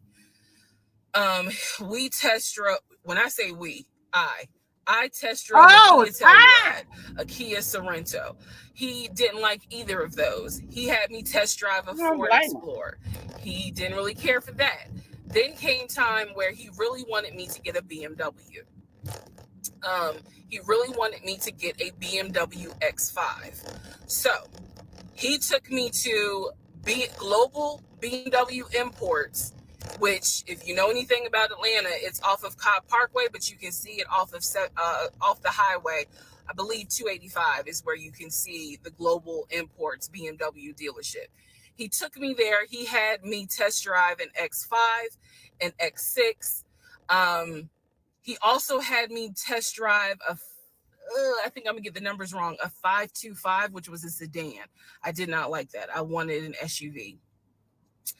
I loved driving the BMW. He also had me drive an M Series, test drive an M Series. So he was very adamant that I should get a BMW. Wow. The reason being is because, according to him, he had a BMW. Let me scare. He test drive the BMW. Maybe we'll get to that. So much so, I loved the BMW. Okay, you're talking about, okay. Let's just see how you like it. If you don't really like it, then we will go back to the BMW. Okay. I cannot tell you why he switched up. Okay. I can't. But I can tell you he took me to an Audi dealership on Peachtree Industrial. Okay. He test drove an Audi and I test drove an Audi Q8. I know it was nice. I loved the Q8. You damn loved it. But I was tired of test driving cars. By this point, I had your money wasn't like that. So many cars. Neither one of y'all. our weekends were spent either looking at a house or test driving cars. And that's the thing about it, that you could tell that she doesn't have, and I ain't blaming her, but you could tell she doesn't have a lot of knowledge,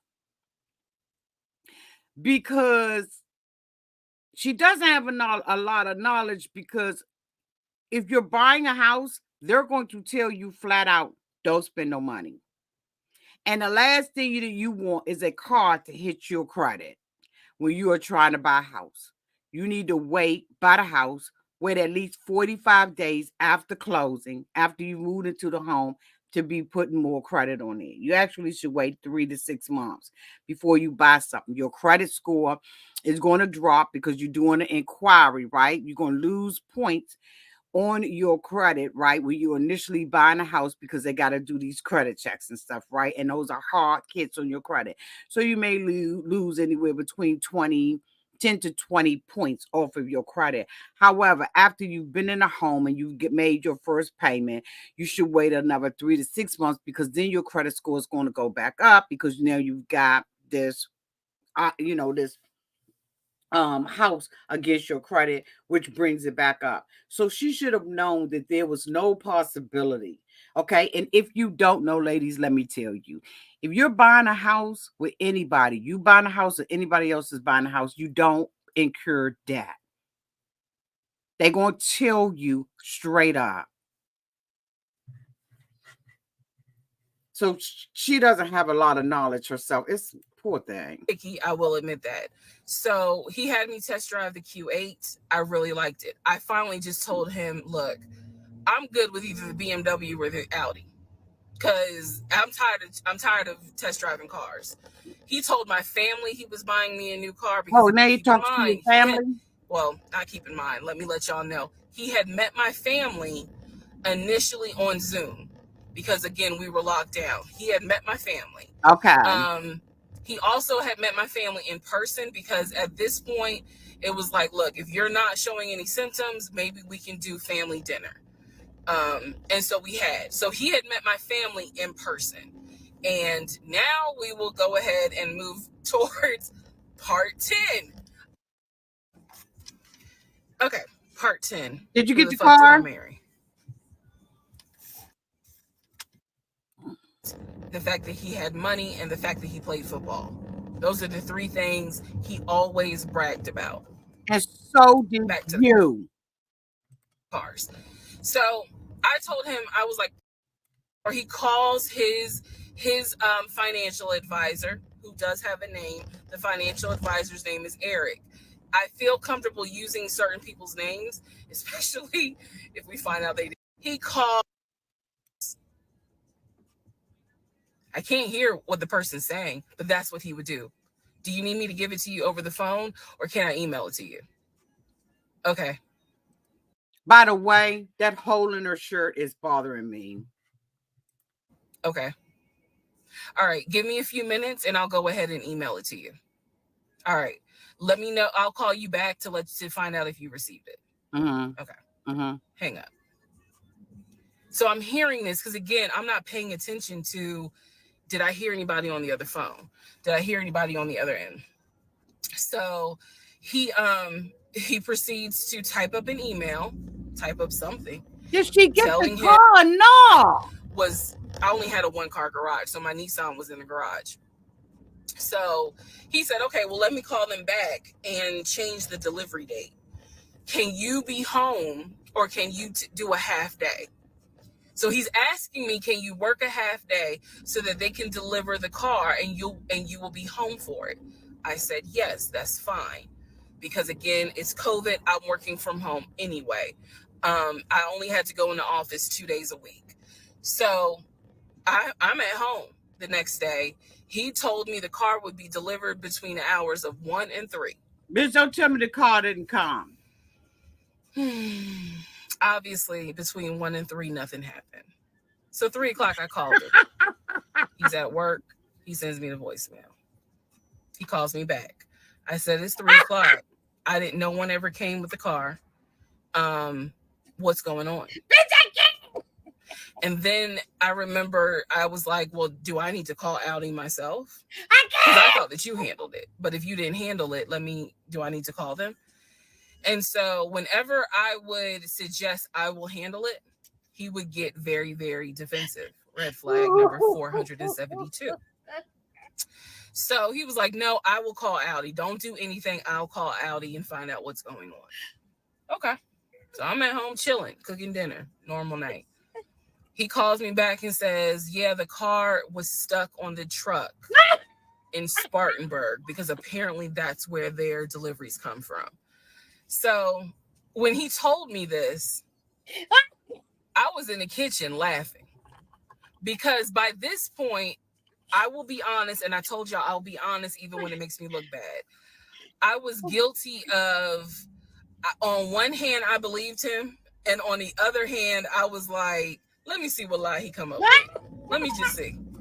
But keep in mind, my brain was really like not rationalizing, not comprehending how deep the lie was. I just thought that no one told him the car was going to be delivered, and he made that up. I had no idea how deep the lie went. So he said, you know, the car's in Spartanburg. It should be delivered this weekend. The weekend came, he had a whole other excuse. I don't remember what the exact excuse was as to why the car was never delivered. I do remember we got into an argument, and I was like, don't even worry about it. I'm going to get a new car my damn self. I don't even need your help. Which is probably one of the worst things you can tell a narcissist, because they love to be the hero. You know, it's all about them. But I was like, don't even worry about it. I'll get when I have the money to get a car myself, I'll do it. I don't want to hear anything else about a new car. I don't want to hear shit else about a car. Because at this point, I was spending way too much time trying to figure out, are we getting a car? Are we getting a house? Like, what the fuck is going on? Always there was an excuse. So when I told him I don't want to hear anything else about a car, and I am not going to a dealership to test drive another car, that ended that whole discussion right there. So this is where I'm going to interject what I believe was happening.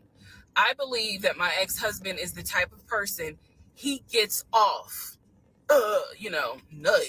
He gets off on you being excited about something that he knows you will never get. So I believe that he enjoyed going to car dealerships. He enjoyed watching me test drive a car and get excited about it, knowing I was not going to get it. It is the level of cruelty. And again, I'm telling y'all stuff that I found out way later on. It is the level of cruelty. All right, part 11. So for this part, I'm just going to give you some backstory on the family. Pause all the stuff about the house. Pause the stuff about the car. This is backstory on his family. My ex-husband. We need this information. All right, follow me. My ex-conversation. What that means is I am physically standing near him or next to him where I could hear him with the phone up to his ear talking to. I'm sorry, y'all don't need to know about the family background. Okay, I know I look rough, but I do want to hear it. It's okay. Anyway, so this is part 12 of Who the Fuck Did I Marry? Okay. So this is the backstory on what I was told for the ex-wife. This is important. Pay attention. All right. This is 2020. So this is what I was told in 2020. I was told that he and his ex-wife used to be friends. Ross, you looking then so they rough. started dating and subsequently got married. They Okay. got married in California. Okay. He had bought a house with the money that he made from arena football. They had apparently had got they said I need to on go the back. All right. God damn it. downward of the Well, I arena need to football. go back, y'all. Y'all saying I need All to right, back. part 11. Okay. So All right, for y'all. this part, mom passed away from cancer. Wait. Dad okay. passed, mom and dad, All his right. family. Okay. All right, follow me. All right. My ex-husband's parents, mom and dad, are both deceased. Okay. Mom passed away from cancer. Dad passed away shortly after her. I'm not sure what he passed away from. Okay. So he has a number of siblings. He has two with his parents. I wrote it down. He has two brothers, two sisters, and two siblings, half brothers. two brothers. Two brothers. One is older, lives in Philly. Okay. One is younger by 2 years, lives in Nashville. He has two sisters. One, Shantae, is older, lives in Douglasville with her husband and two kids, a boy and a girl. Giving out their real name? Younger sister Kim is the baby, lives in Augusta with her husband, worked at, I think he told me, Procter & Gamble. Okay. That was the story. He had two half brothers that were through his dad. Okay, I wrote One that brother down. lived in Baltimore. The other brother lived in Augusta. Okay. The brother that lived in Augusta, I have physically met in person, shook hands, hugged, all that. Okay. The brother that lived in Baltimore, I have can't FaceTimed speed it up, with, Pam. talked to him. The brother that lived in Philly, the older brother that he looked up to, I have never talked to him on the phone. I would always talk to him through my ex-husband. So the conversation would be like, hey, babe, brother so-and-so said, hey. He didn't call him brother so-and-so. We'll call him John. John said, hey, John. I would be in the bathroom doing my hair, brushing my teeth. Hey, John. And he'd be like, did you hear? He said, how you doing? I was like, I'm good. How's he doing? That's just me. And so he would relay back and forth, back and forth, back and forth. He talked to John every day from starting around July after the grandmother passed away. He would talk to John every morning. We both would be getting ready for work and he would be on the phone with John. They would be talking for 30, 40 minutes, talking about football, talking about other siblings. They would be talking about cars. It was really like not a big deal. They would talk about the brother in Baltimore. They would talk about the brother in Augusta. And then they would reminisce. This is the conversations I could hear. Let me explain. When I say I can hear a conversation, what that means is I am physically standing near him or next to him where I could hear him with the phone up to his ear talking to someone, because it wasn't me. Okay. I may not hear the other person because the phone call may not be on speakerphone. But what I hear is, for example, I hear, hey man, what y'all doing? Oh, for real? Y'all barbecuing this weekend? What y'all making? Oh, that's what's up. Nah, I think me and her gonna stay in this weekend because, you know, these numbers is looking crazy with COVID. Yeah, she over here. She's sitting right here. She watched the TV. Okay, hold on. John said, hey. Hey, John. You heard her? Okay. All right, bro. I just wanted to check in on you. That's the type of conversation I'm explaining. Okay, so I hope that gives a little more clarity about the type of conversations I'm hearing. So, I don't know why this light keeps going out. Okay, so that's how he would talk to his siblings. The grandmother passed away. He called.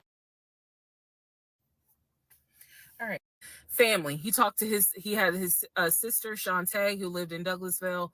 Like I said, she was married with two kids. Apparently she was a nurse. So when I had my miscarriage, that was a sister that he was like, my sister will take you to the hospital. Like, that's what family does. Okay. I had never met Shantae. I've been on the phone, or excuse me, I've been around him when he was on the phone with Shantae. Never heard her part of the conversation. But he would be talking to his sister. That's what he said. That's what it sounded like too.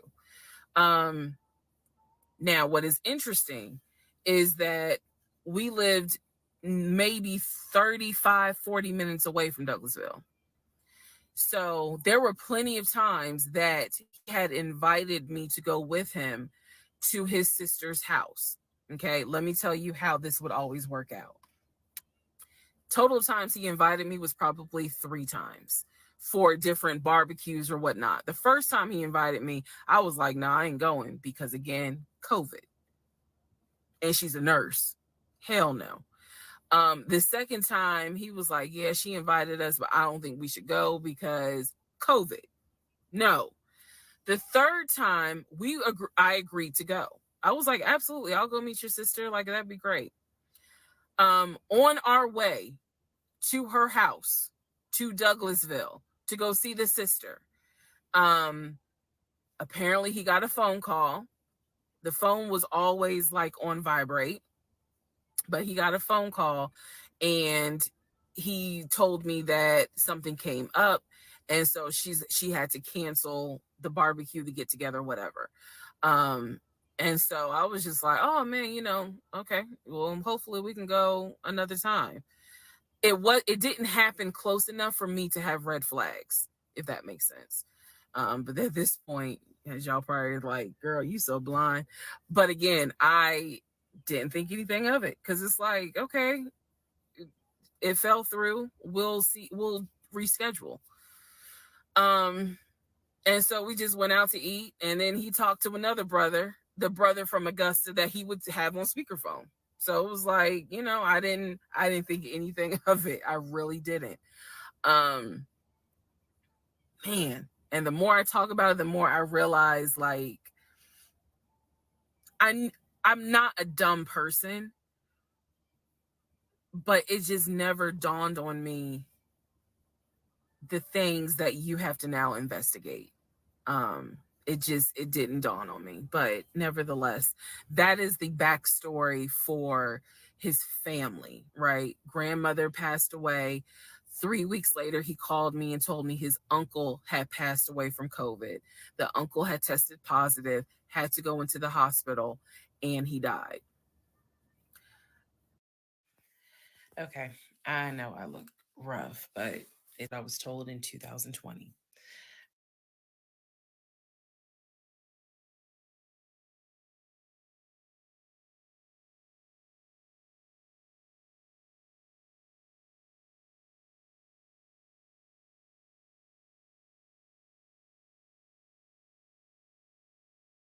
I was told that he and his ex-wife used to be friends. Then they started dating and subsequently got married. They got married in California. He had bought a house with the money that he made from arena football. They had apparently had gotten married downward of the arena football career. Had a nice house. He showed me a picture of the house, showed me pictures inside the house. Remember that? Showed me pictures inside the house. It was a really nice home in San Diego. And basically what happened was that he came home from work early one day and the hiccup, sorry. Came home early from work one day and his wife was sleeping with another man. The man was in the house. He and the man get into it. Her son, who is about 17 years old in 2020, she had 2 kids, a daughter and a son. The son apparently was on his way home from school when my ex-husband found his previous wife in bed with another man. So the story goes that he and the guy fought. He kicked the guy out. He kicked his ex-wife out, but told her the kids could stay. The kids are not biologically his. Wait a minute, Are his what? stepkids. What? She was like, you must be kidding. Like, I'm not leaving my kids here. The kids are old enough to where they were like, we don't want to go because you fucked up. We don't want to leave. So apparently she leaves. The kids stay with him for a few weeks. Okay. And then she gets her own place. The kids move out, move in with their mom. He files for divorce. Okay. In California. He did. Okay. Girl, you know that was a lie. In California, and it was an ugly divorce. She was asking for spousal support, all kinds of stuff. And then it turned into, I'll help you with the kids, not child support, but just I will give you some money for the kids, because apparently he was very close to the kids and he wanted to keep a relationship with the kids.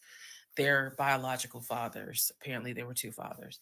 Their biological fathers were not in the picture. Everybody always say that. So the divorce starts out contested and ugly, eventually becomes amicable. Eventually they really? become cordial with each other. Oh, So my ex-husband. wait a minute, sus. Wait a minute, sus. So he caught her with another man. He kicked dude's ass, put him out. Put her out too, and the kids. Got to stay. She said, no, hell no. She can't. They went through a divorce. She was asking for child support and spousal support. And then it got amicable, and there's two daddies involved. But he loved the kids. Legion loved the kids, and they got, girl, this, you believe this? Okay. All before he ever met me. So I'm telling you the story of what I was told in 2020. So eventually, about 2 years later, is when his job approached him about an opportunity to transfer to Georgia. And so he took it. New beginning, fresh start. He has family in Georgia. The house. He took it. He told me this story pretty much the second or third conversation we had. Well, what happened to the house? So it was always from the beginning that she had cheated. He caught her, and he had filed for divorce, but he was still close to the kids. They still had a great relationship. I've heard him on the phone with the kids, just encouraging them, helping the 17-year-old like with homework. The kids really apparently wanted to meet me, and I was fine with that. Ain't nobody kids want to meet your ass. Apparently he was sending money. They needed something because he was a big baller shot caller. Bitch, what you sure was arena football and not the NFL? I'm telling you the story as I was told it in 2020. So let's see, around April or May of 2020, he informs me that his ex-wife has moved to Georgia. Apparently she's staying with her sister in Gwinnett. It don't work on desktop. So she has moved to Georgia. The two kids are now in Georgia. Thank you, boo. And so when he tells me all this, I'm like, so what's that supposed to mean? Now, I will say this. He never made it seem as if she wants him back. He never presented that. It was always, no, we're cool for the kids. We're cool for the kids. But he's never presented that she was trying to get him back. I feel like it's fair to her for me to say that. And again, stay with me. It all comes out. But that was the backstory in regards to the ex-wife. We are so that they got married in California. They divorced in California. And then she eventually moved to Georgia, to Gwinnett County, after he had transferred to Georgia for his job. He did tell me that, every now and then he'll get a text message from her. He told me that he, told her when I was pregnant, he felt like she needed to hear that from him instead of hearing it from the kids. And we got into a bit of an argument about that, but wow, honey, in the big scheme of things, that anyway, so we got into an argument about that. I felt like that's none of her business. Why is it? But that's the overall backstory. Goodbye. Okay. Part 13 of Who the Fuck Did I Marry? What is that up on the roof? So what's that on the ceiling? What's all the backstory. Let's just kind of recap. Somebody died there? So I told you how we met. And I'm caution line? Met in March of 2020. The hell is going on the ceiling? Georgia got shut down. Oh, that's the ceiling fan. Bitch, I thought it was caution line. I was like, what the hell? I know it was crazy. It Who was got crazy. up in that mother? I really liked him. And thought he liked me. So I told you guys how we met. Things moved at a rapid pace. Met in March. No, My mom has always taught me, do not ever put yourself in a position where you were financially dependent on a man. But you did. And all of that went out the window. And the reason why I say that was the biggest mistake is because when I have pulled back the layers of this whole monstrosity of life that I lived for 2020 and 2021, it really does boil down to the fact that I truly ended up marrying him more out of fear than anything else. And I'll expound upon that later. But stop doing this expound. I got the car in August. And by this point, I was exhausted of looking at cars. I was mad that I didn't get a BMW X5. In October, we looked at another house. Oh, this house was in Marietta. Absolutely gorgeous. It was gorgeous. I want to say that the house was about $700,000. I don't want to hear it. Y'all, really sorry, I don't want to hear it. I swear to God, I can't take another house story. I can't do it. You don't show them proof of funds when you clearly just signed a document stating that you're putting an offer in at full asking price. I can't do another house story. I'm sorry. I can't. Okay, so good news and bad news. Number one, this is part 14 of Who the Fuck Did I Marry? Bad news, this is going to be the last post for the night. And the reason why, good news, tomorrow's my birthday. So I'm just going to make this video, post it, and then I will pick back up probably Friday because honestly, I didn't want to be alone. Number two, meant nothing like that. And he said he understood. A lot of what fueled me staying in this situation really was the fact that number one, I didn't want to be alone. Right. Number two, I didn't want to look stupid. You already did, but okay. Having the relationship end so quickly. See, I know for everyone to be like, we told you something was up. And number three, I was ready to get married. And ready to get married fueled a lot of stuff. And again, I was still making my audio diaries. So listening back to it, I knew something was wrong. You knew everything. I admit that. Wrong, I knew Risa. something was wrong. Risa. But what I thought it was, truthfully, was like, why does it seem like there's always something? Bitch, I know you lying. I know you lying. I know she did not just ask that because he a motherfucking liar. That's why. You got my daggone picture all sideways on my wall. You knew he was a liar. That's why something was always wrong. You called him from day A. When you called him from the very beginning in the lie, you should have broke up then. Let's just tell it. Let's just go ahead and make it, tell it, and let a thing be a thing. You was desperate. You didn't want to be lonely, and you wanted to be married. What do you mean? I'm wondering why something is. Oh my God. So you lie. You rather lie to yourself. You rather lie to yourself, Risa. Bitch, this is better than Netflix. But it's worse than a horror story. I know what you did last summer. Like,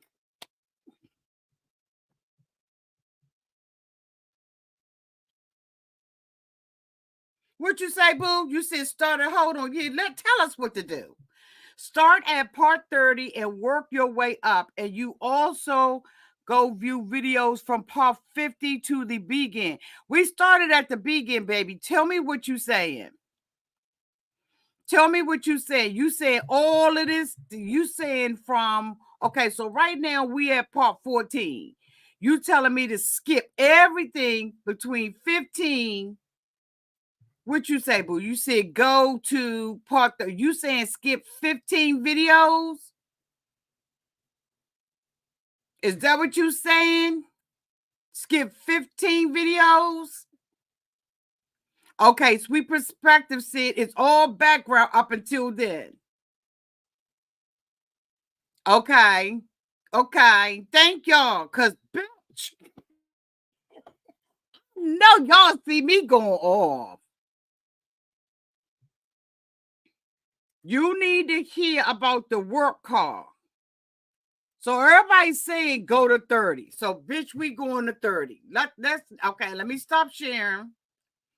We gonna go to 30. What you say, boo? Auntie. This is exactly why your channel is so needed for women out there. Thank you, boo. Child, they might be right because it's just her talking about the first time she heard the lie. Okay. 30 is when she confronts him and kicks him out. 36 is where I lost it. Okay. All right. So we're going to go to 30. Because let's go to 30. Let's go to 30. Let's go to 30. Hold on, y'all. Let me go to 30. Let me go to 30. Because, bitch. Let's go to 30.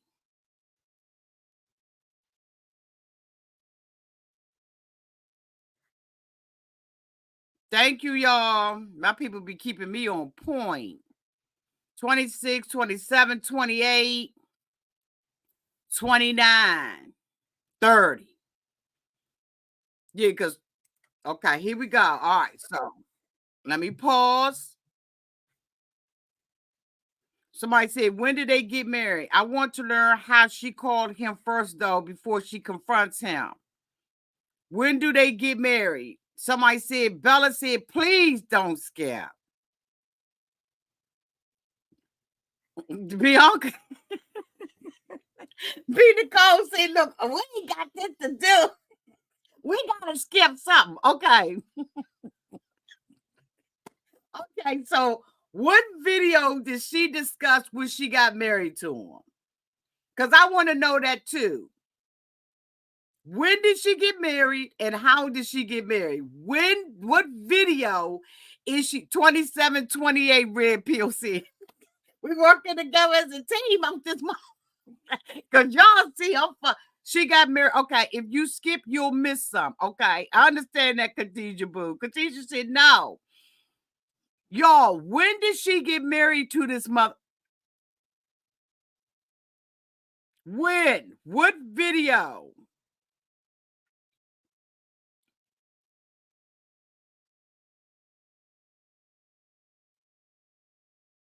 Okay, why Valentine said go back, Auntie. Okay, so I don't know about the company call, so y'all gotta talk in complete sentences. January 21, I don't remember which part. They met in March, moved in April, pregnant in May. Right, this June 15th, she had the lost the baby. No, she lost the baby in July. Video 30. Part 25. Okay, so let's go to part 25. Because, bitch, I ain't got it to do. Let's see what's happening in part 25. Okay, come on, y'all. Here we go. Let's see what's happening in part 25. Let's see. Did I marry? Okay. So we weren't looking at houses anymore. We were not working with a realtor anymore. Okay. The end of April, I had decided that I wanted to look for another job. I did. The reason I wanted to look for another job is petty. Yeah, it is. I wanted to look for another job because I was pissed off at the fact that I had basically was dependent on him to help with the car note. So I wanted to look for another job where I could afford life all by myself, including that car note. Basically, where I would make more money. Oh my God.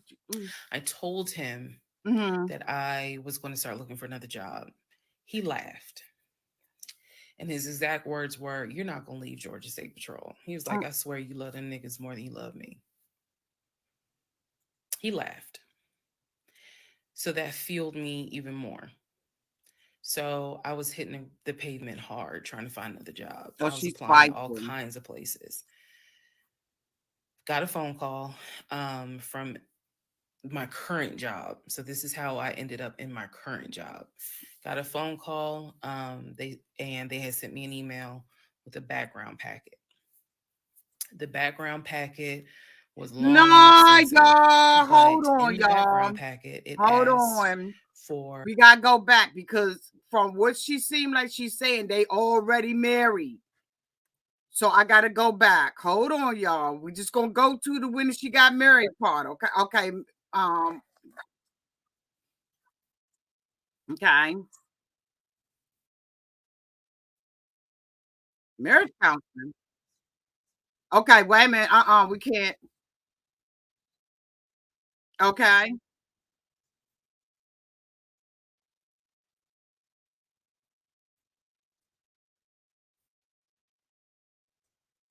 London.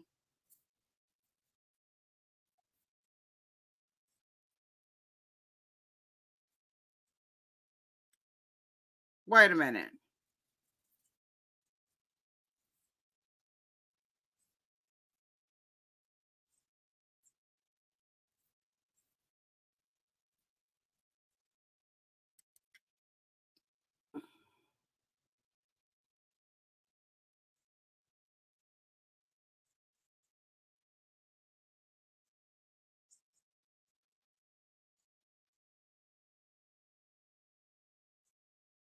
Oh no, we gotta go back.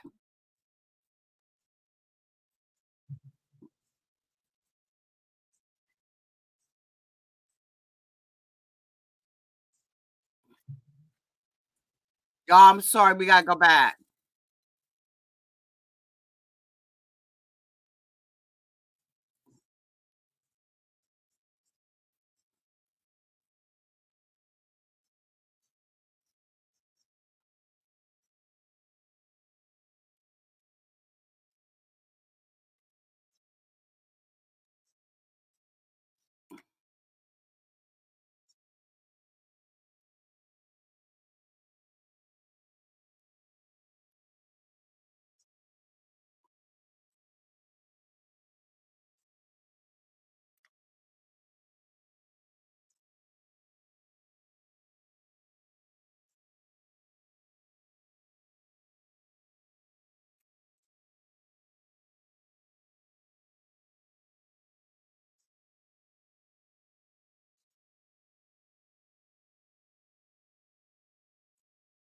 Okay, so we're gonna go to 18. Okay, so we're gonna go back to 18, y'all. It look like it's viable that we go back to at least 18.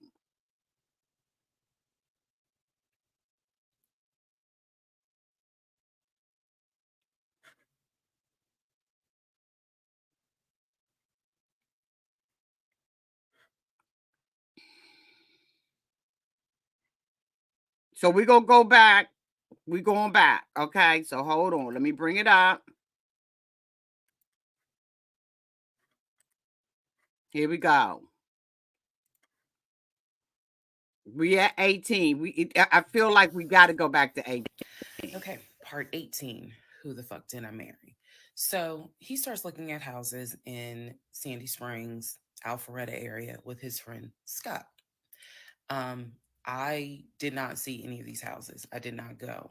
I didn't want to go. Um, so what was starting to change is, remember I said before, he would leave the house every day at around 6:15. He would be home every day between 3:30 and 4 o'clock without fail. It was so, I shouldn't say it was annoying, but I could set my clock by the fact that I would hear that garage door open between 3:30 and 4 o'clock every day that he went to work. Even during lockdown, he still had to go to work. His job locked down for maybe a week. For me, I was allowed to work from home, but unfortunately, I did not handle it well. And so I would fall asleep and not check email. So my boss was like, "Yeah, you're gonna have to come back to the office because you're not trustworthy. And I wasn't. I mean, I would watch Netflix and not even be on my computer. So I had to start going back to work every day, 5 days a week. And I was, me and another lady were the only two in there because we were the only two who did not handle work from home properly. Anyway, that's another story. So Legion he started to not come home by 4 o'clock. He started to come home 5, 5:30, 6:30, sometimes 7 o'clock, because he was saying that he was looking at houses after work with his friend Scott. So it definitely was noticed that things are changing. And I just, at this point, kind of emotionally and mentally, I was just like, I don't know what to do. This is the end of January. Remember, I told you in part 15, I got married January 5th. By January 31st, I kind of knew I was in trouble. And by the end of January, sure enough, I knew things were changing in a way that I was like, I hate to sound redundant, but what the fuck is going on? So he's still maintaining the story of looking for a house, looking for a house. I had already let him know my lease is up in August. When my lease is up in August, I am moving to Cobb County. And then my attitude was kind of like, you can go with me or you can stay here. I don't care, but I'm moving. I'm leaving Clayton County. The reason why I was so adamant to move was not because of Clayton County. It was not because of the house that I was in. It was because Legion had started to create this narrative that he was beefing with my female neighbor. He was trying to get me to believe that my female neighbor to the left of me somehow was interested in him. And so she would make these little comments, and he would come in the house complaining about her and her music and the fact that she Not had, the neighbor. different men over to the house. It was driving me crazy. And all of this was kind of starting in January. So when I say that, it really seems like we got married January 5th, and then we had 2 weeks of peace, and then something just snapped. I literally mean something just snapped. So he's looking at houses. Now we're moving into February. February obviously is my birthday month. He did good. He did good to make Valentine. He went all out for Valentine's Day. He went all out for my birthday. My birthday and Valentine's Day are February 14th and February 15th. So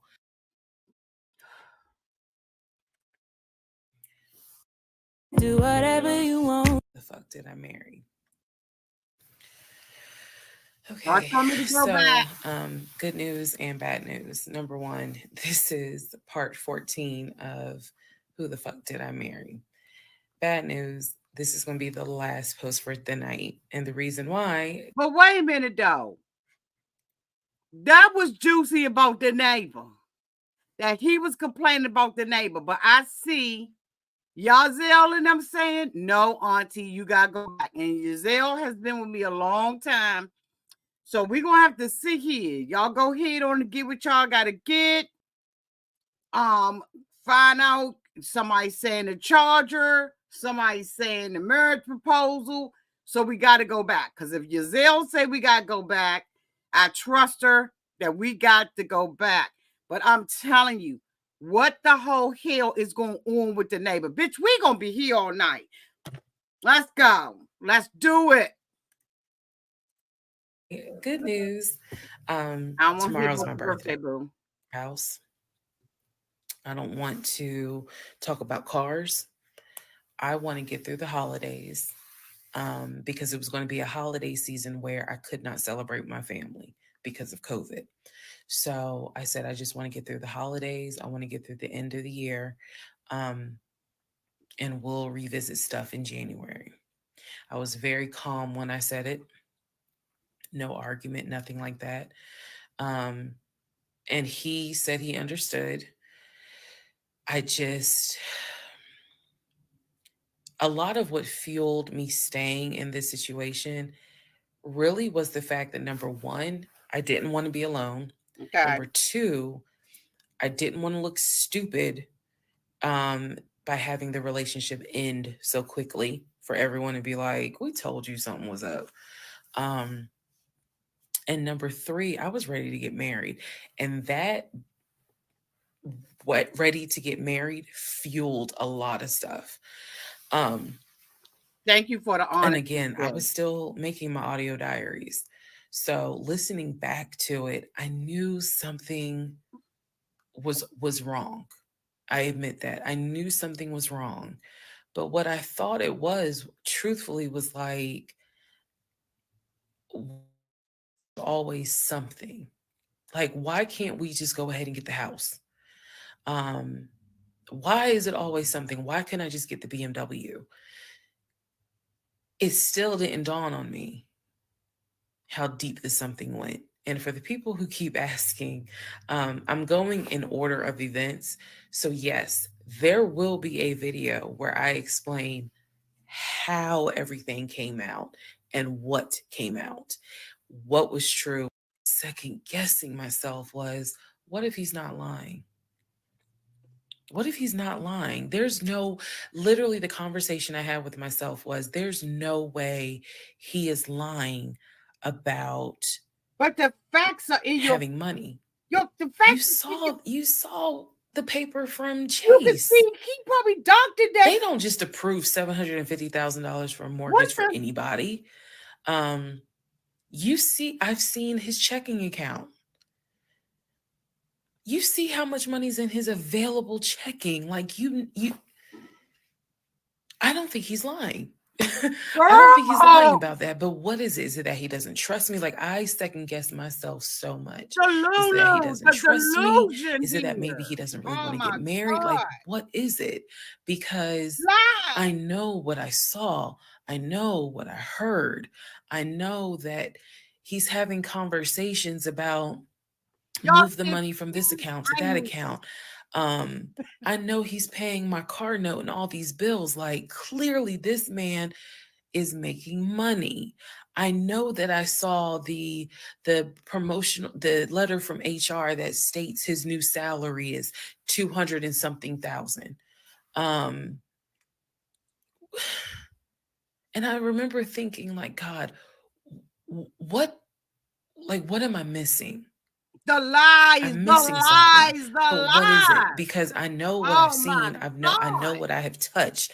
I have physically touched these papers. Women, you can get anything you want offline. Anything can be doctored. Anything. Including your motherfucking birth certificate, social security number, some most. She said she saw this stuff, but did you really see it? If you got to second guess yourself, just walk away. I don't understand that, but let's go. I don't understand it. Poor baby. Like, she wanted this to be true so bad. Know how to read. So what is it that I am missing? The lie. He's close to his family. He talks to them all the time. You know, he's just a regular guy that just likes. But the problem is you didn't talk to his family. That's what's fucking me up, because you're saying that you hear him going, mm-hmm. So I'm going to call right now with my brother. Mm-hmm. Mm-hmm. Uh-oh. How's the kids? What? What? Oh, that is so bitch.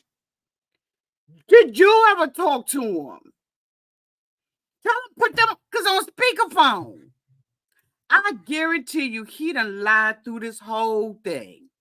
I guarantee it.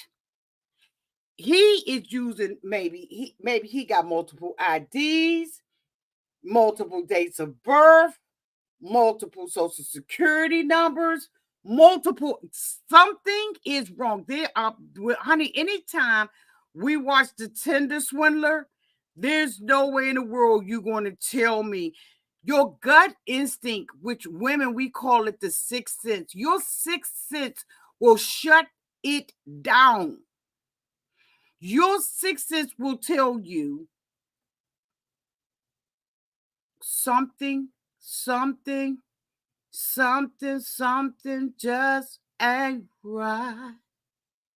It just ain't right.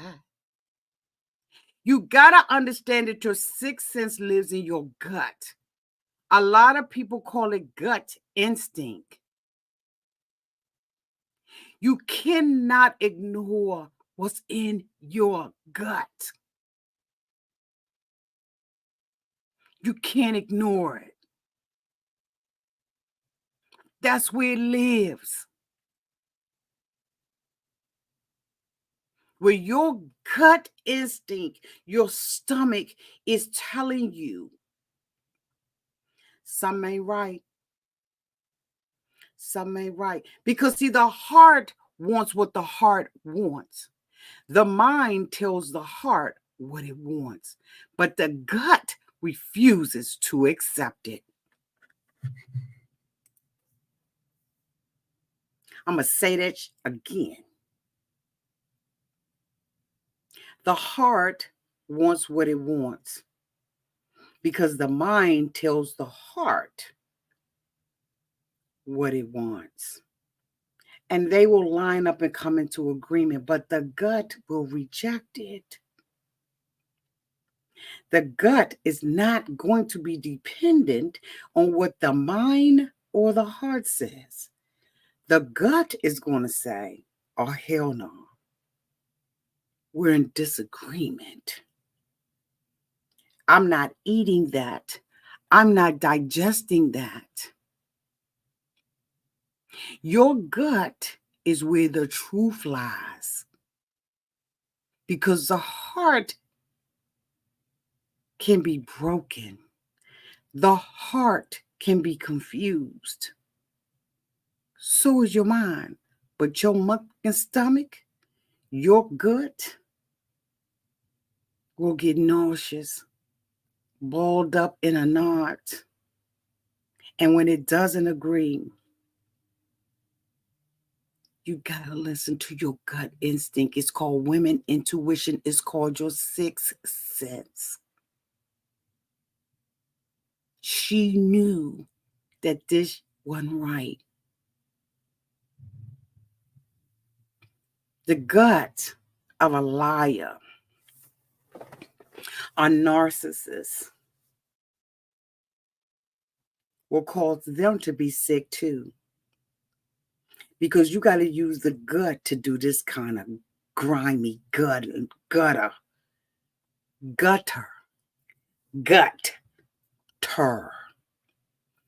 Pay attention.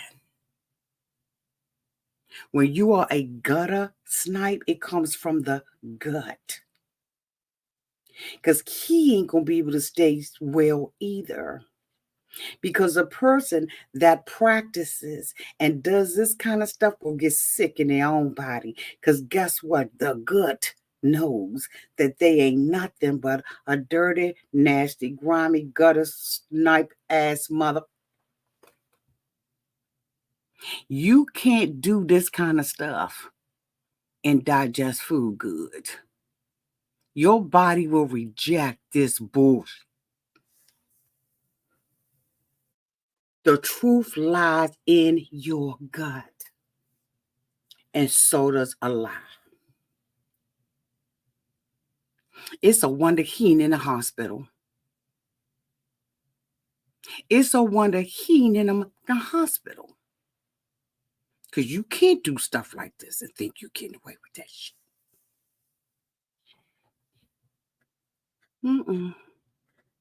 Your gut will tell you.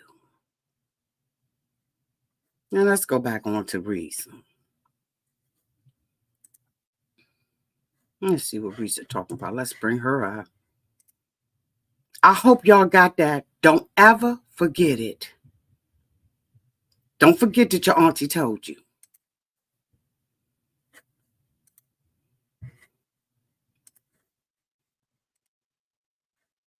To watch NFL football. He leaves me alone when I want to watch Georgia football. You know, he's paying all bills, groceries. I haven't had to worry financially since I've met him. And as a woman who had lived on her own, paying her own bills, my God, that is the most intoxicating feeling when you meet a guy who just takes Poor your thing. stress and You your know the worry fuck away that ain't. financially. But the downside is he took away the stress and the worry financially away and instead brought a mental fuck job I've never in my life had experienced. And I I bet could the not put fuck my you finger on didn't. it. I couldn't really talk to anybody about it because I'm a big believer in You what happens embarrassed. at home stays at home. No, you So I embarrassed. didn't talk to my girlfriends about it. I didn't talk to my family about it. But I just remember being like, what am I missing? What am I missing? So we did not talk about houses. We did not look at cars. We didn't do any of that for November, December. And he came to me like around Thanksgiving, and what I thought was a very open, loving conversation. And in that conversation, he was like, okay, I know I have fucked up. Mm-hmm. I know that things are not feeling too strong right now. Mm-hmm. He was like, I want us to get married. I want a home. Bitch. I will show you whatever you need to see to put you at ease. He was very like contrite. He was very just like, what do I need to do to put your mind at ease so that you know Well, I'm he in going this in for the king. and that I want this and that I love you and I want you to be my wife. Oh my. So I was like, show me your accounts. He showed me his checking. He showed me one of his savings. He showed me a Chase savings. He did not show me the offshore. And he did not show me the US bank. So did you see the debits and the So credits? Did you scroll down? he and showed see? me those two accounts, checking and Chase When you say savings. show me, what does she mean? Show me. So I knew that there was money. Did you scroll What I through? saw Did in you those go accounts, there was on? money. I told him, I was like, No, I need to log on. if we're going to buy a house, I want it to be through the mortgage on What's the Chase. I don't want to deal with password? this proof of funds shit no more. I said, I do not want to look at another house until the beginning of the new year. He said, okay. That is when we then had a conversation. I lied because we are going to have a part 15 or 16 tonight. But that is when we then had the discussion about marriage. And that is where religion came into play. Girl, you've been gave up the ghost. You know that the Holy Ghost ain't I'll give in, y'all right? the other part tonight. The Holy Ghost Stand ain't by. with you no more. He left. Okay, so good news and bad news. Number one, the fuck did I marry? This is the Well, who the interlude, fuck married basically. you? I'm not recapping on this video. I'm just kind of answering some stuff that Did I has been skip written. 15? Where's The 15? fuck did I marry? This is So it just the went to interlude, 16? basically. I'm not recapping on this video. I'm just kind of answering some stuff that has been written to me. Someone was like, why are you airing your business out on social media? Yeah. It's a valid question. She thinks this is going to heal her. For me personally, I feel like this was traumatic to experience, to live through. Okay.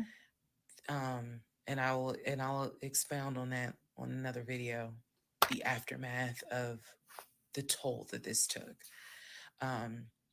Honestly, and I know some people are going to be like, that sounds crazy. It is kind of cathartic to get this out because I cannot tell you how much of this has been internalized since 2020. Also, Where is 15?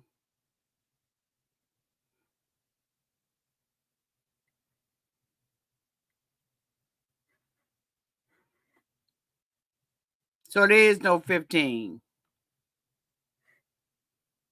Okay. Just making sure, y'all. this is the interlude, basically. Okay.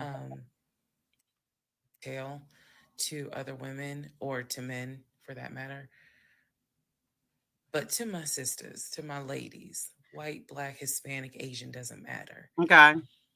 If something does not sit right with you, investigate it. I cannot stress that enough. If just one woman I watches know these you videos and lying. she's like, you know what, something don't sit right with me, let me look into this. I know you lying. Then it was worth it. Yes, it is a Lifetime movie. Yes, it is Netflix. Yes, it is crazy. Yes, it is hilarious also. Um, and I understand all of those reactions. And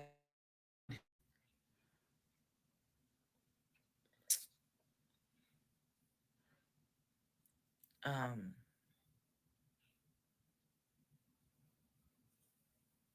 it was traumatic.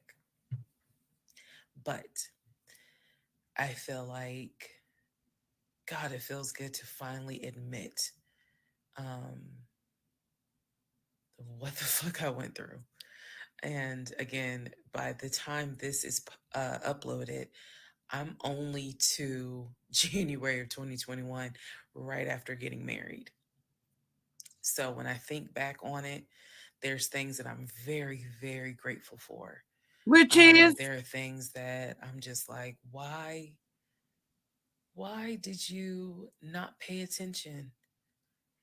Why did you not question? you And the sad did. part is I can't even begin to tell you. I don't remember the woman I was before I met that man. I don't remember. Um, because going through something like that, it changes you. And I've seen some women in the comments who were like, I was married to a habitual liar. I was married to a pathological liar. My baby daddy's a pathological liar. In my heart, So we ain't get I nothing out wanted of this. someone that I could be like, man, We ain't I get. just wanted to say that Okay. because I think it's Fuck important. it. Okay. All right. Do whatever you want, cause you the one. All right. Part 17, who the fuck did I marry? So, for context and just to clarify some stuff, going forward, I'm going to now call my ex husband, I'm going to use the name that I call him in real life. So that way it clears up the whole fiance, boyfriend, husband, ex husband thing. So, his name is Legion. Anyone that knows me will tell you that is what I call him. So, Legion and I, when I left off at part 16, or excuse me, part 15. Legion and I got married January 5th of 2021. Okay. For the first 2 weeks, things were fine. Okay. We got into like a routine, basically. I would go Okay. to work, he would go to work. Okay. He was still leaving the house at around 6:15 Okay. every morning. He Okay. was still on the phone with his brother, the one Okay. that lived in Philly. Every morning, they would just, that was their time to talk. From what I was told, the brother got off work. I guess he must have worked the third shift. And so he was getting off work as Legion was getting ready to go to work. So that was the perfect time for them to talk. He would talk to his brother in Baltimore and the brother in Augusta, pretty much, just a quick phone call here and there, if not every day, every other day. So everything was pretty much the same. I would talk to my mom almost every day. I would talk to my aunt almost every day. So it was nothing to kind of, that's weird. That's what the morning routine was. He would talk. So I worked at Georgia State Patrol. And I said this in a previous video, but again, there were things I said in previous videos that I remember saying, hey, remember that because it's going to come back later. So I worked at Georgia State Patrol. I had been working there for almost 8 years, 7 or 8 years by the time Legion got into the picture. He was fine with the fact that I worked within law enforcement. I'm not a trooper. I'm not a sworn officer. I'm a civilian. However, he, again, his dad was a retired police officer. So he was perfectly fine in the beginning with the fact that I worked for Georgia State Patrol. He had been to my office before. He had met some of my co-workers. Obviously, even with COVID, because I still had to go into the office 2 or 3 days a week, he had been up there. So the friend who took me to the hospital when I had my miscarriage has met him. He and I have been to her home with her and her significant other before. So again, even in the world of COVID, when there were little times where you could get together with people. God, it's too much information, Boogie. Come on, Ressa. Pick it up. Pick it up, Ressa. That particular friend. And he has met some of my coworkers. Little comments were made. Why are you wearing that to work?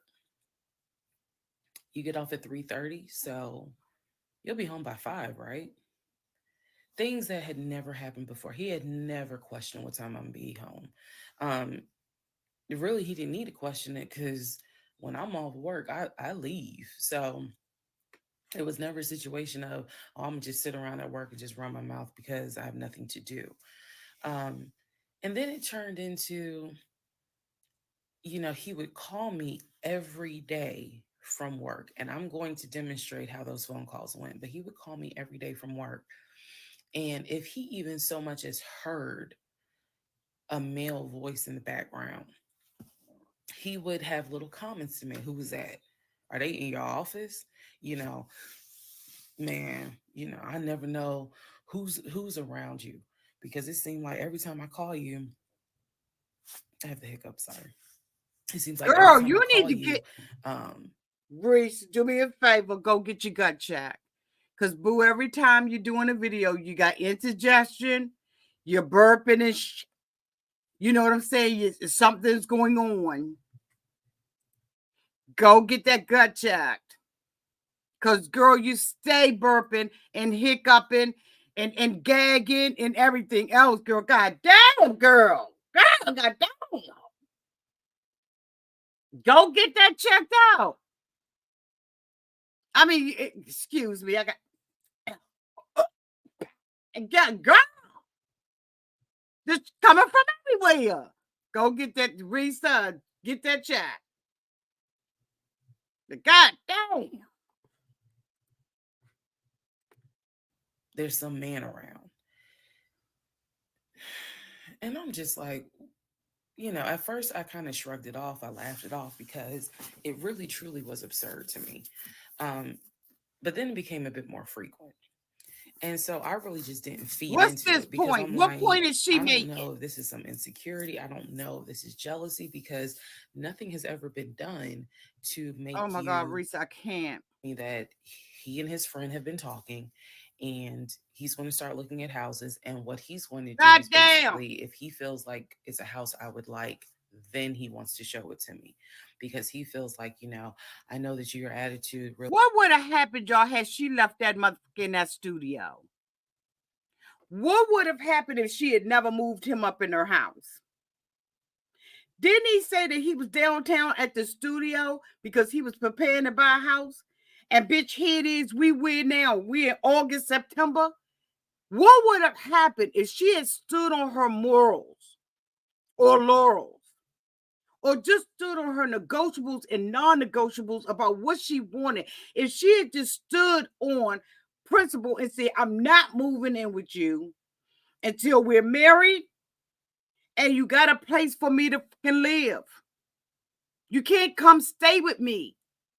I've done that before. I am not going to be out here pointing the finger. I've let him live in with me. He got put out.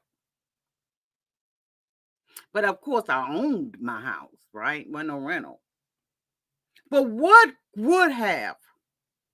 How quickly could she have been out of this stress if she would have just let him show up for who he truly was before she committed all of this stuff with her? He would have had to move on, and she would not have went through all of this stress. She wouldn't have to be out here telling his story. She would have told a story about, I met a man, he tried to gag my ass, and I told him no, and I kept it pushing.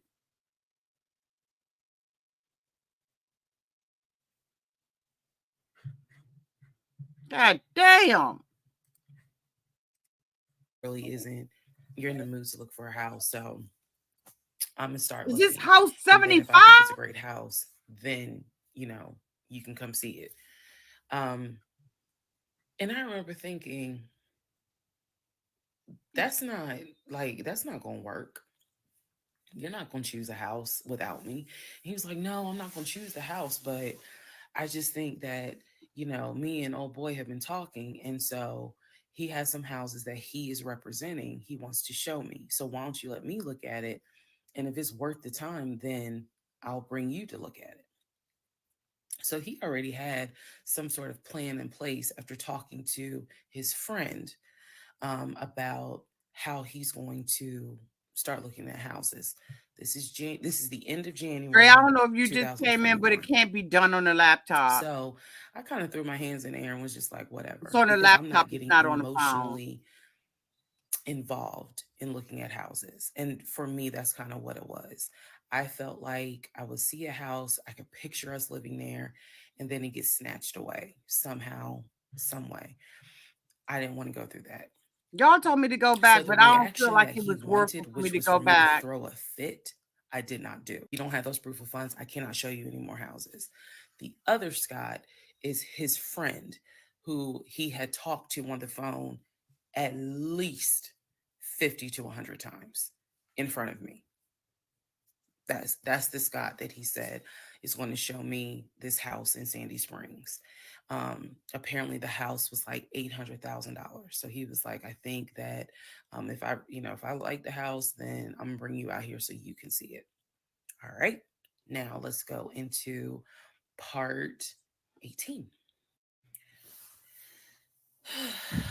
Part 17, who the fuck did I marry?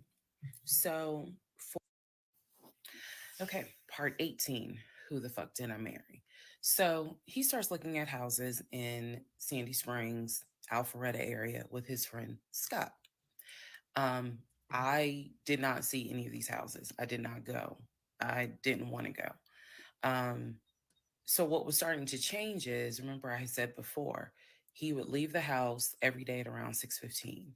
He would be home every day between 3:30 and 4 o'clock without fail. It was so, I shouldn't say it was annoying, but I could set my clock by the fact that I would hear that garage door open between 3:30 and 4 o'clock every day that he went to work.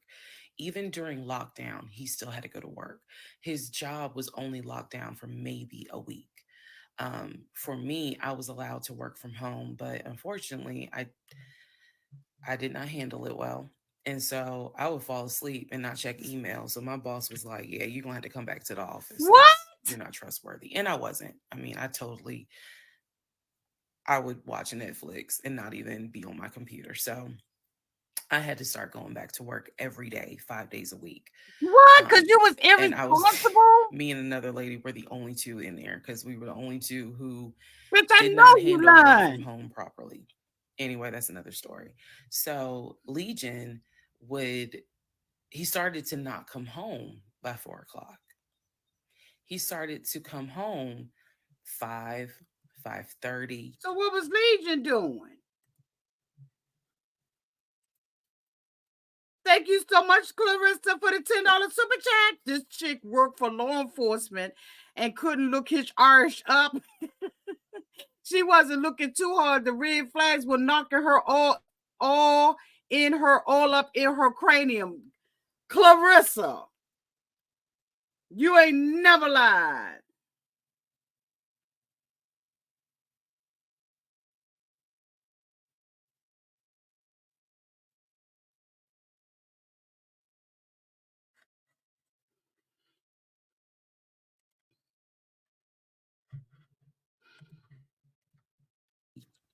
6, 6:30, sometimes 7 o'clock, because he was saying that he was looking at houses after work with his friend Scott.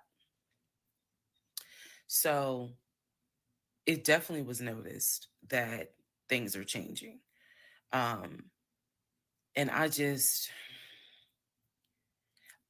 at this point, kind of emotionally and mentally, I was just like,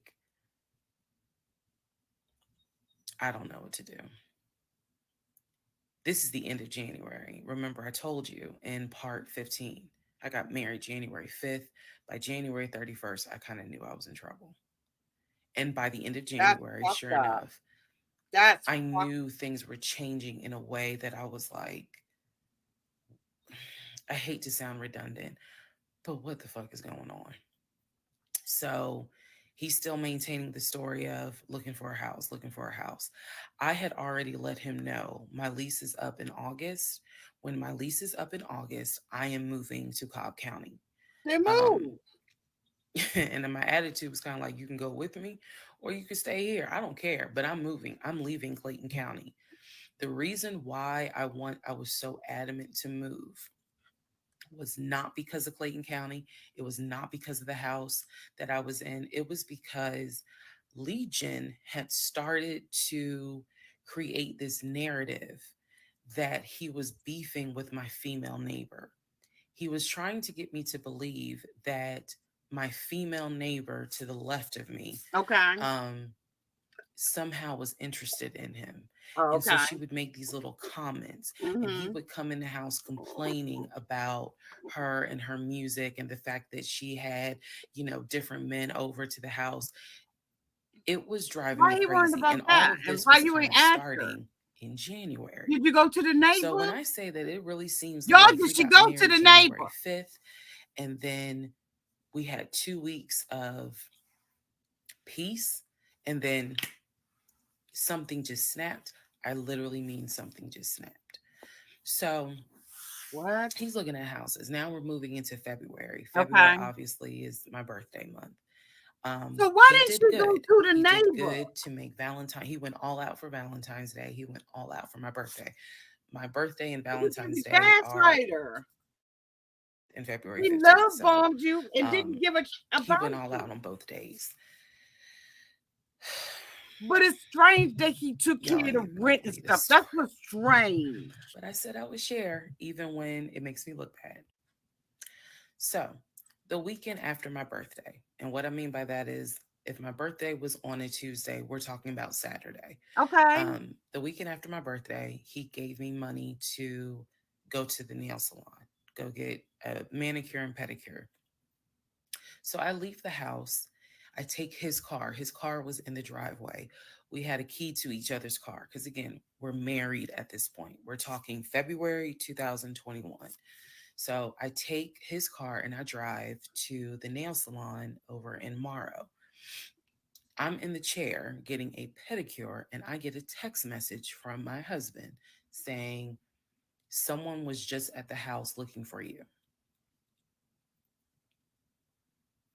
And I'm like, who was looking for me? Who was it? And he said, I don't know. I think it was some, this is through text. I don't know. I think it was some dude you used to mess with. Okay.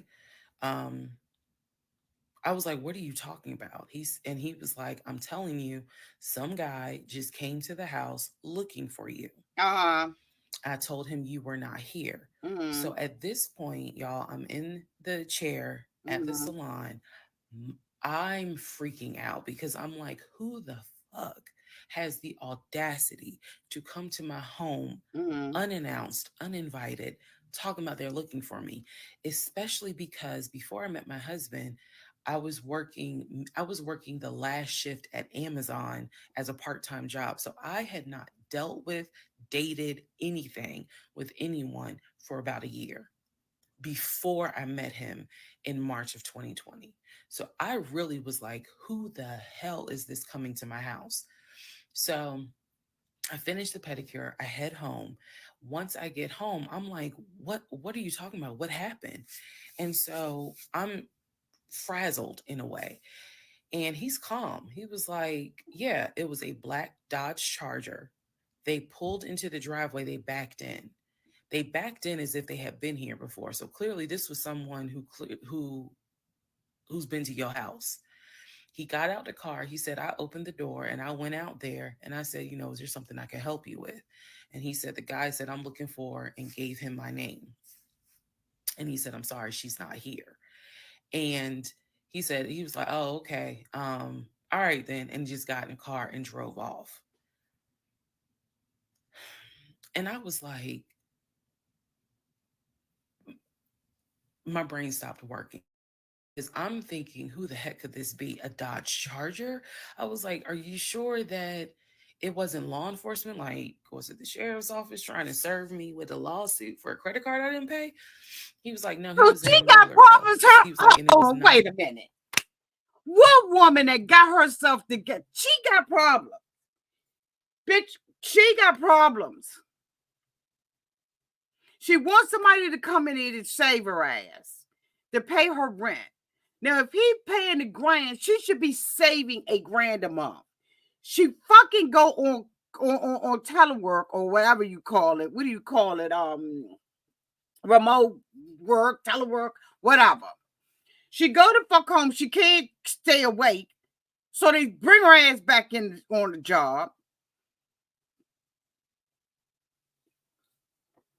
Now she's saying that it's a bill collector knocking on her motherfucking door. She ain't got her stuff together either, y'all. She don't have her together. She ain't no better than him. I don't care. I know y'all fucking lying. I know y'all lying. But right here is where we're going to end it. We will be back for part 2. This video is 6 hours long. We'll be back for part 2. We'll go through it. Y'all come back. Join me later. We can't have no damn 10-hour video downtown to the YouTube. I appreciate all of you all for being here. Shout out to Kalia. Shout out to Clarissa and to Jasmine. What Jasmine say?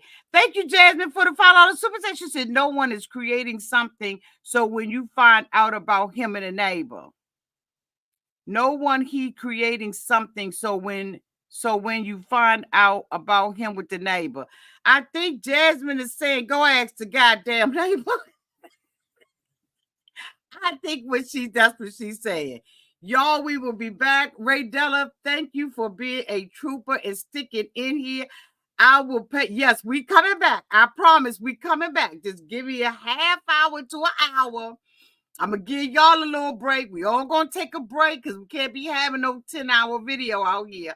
But we will be right back. Thank you to all of the 447 people who are in the chat. Y'all give me 30 minutes. I'll put the video up and we coming right the hell back. Okay? Love y'all.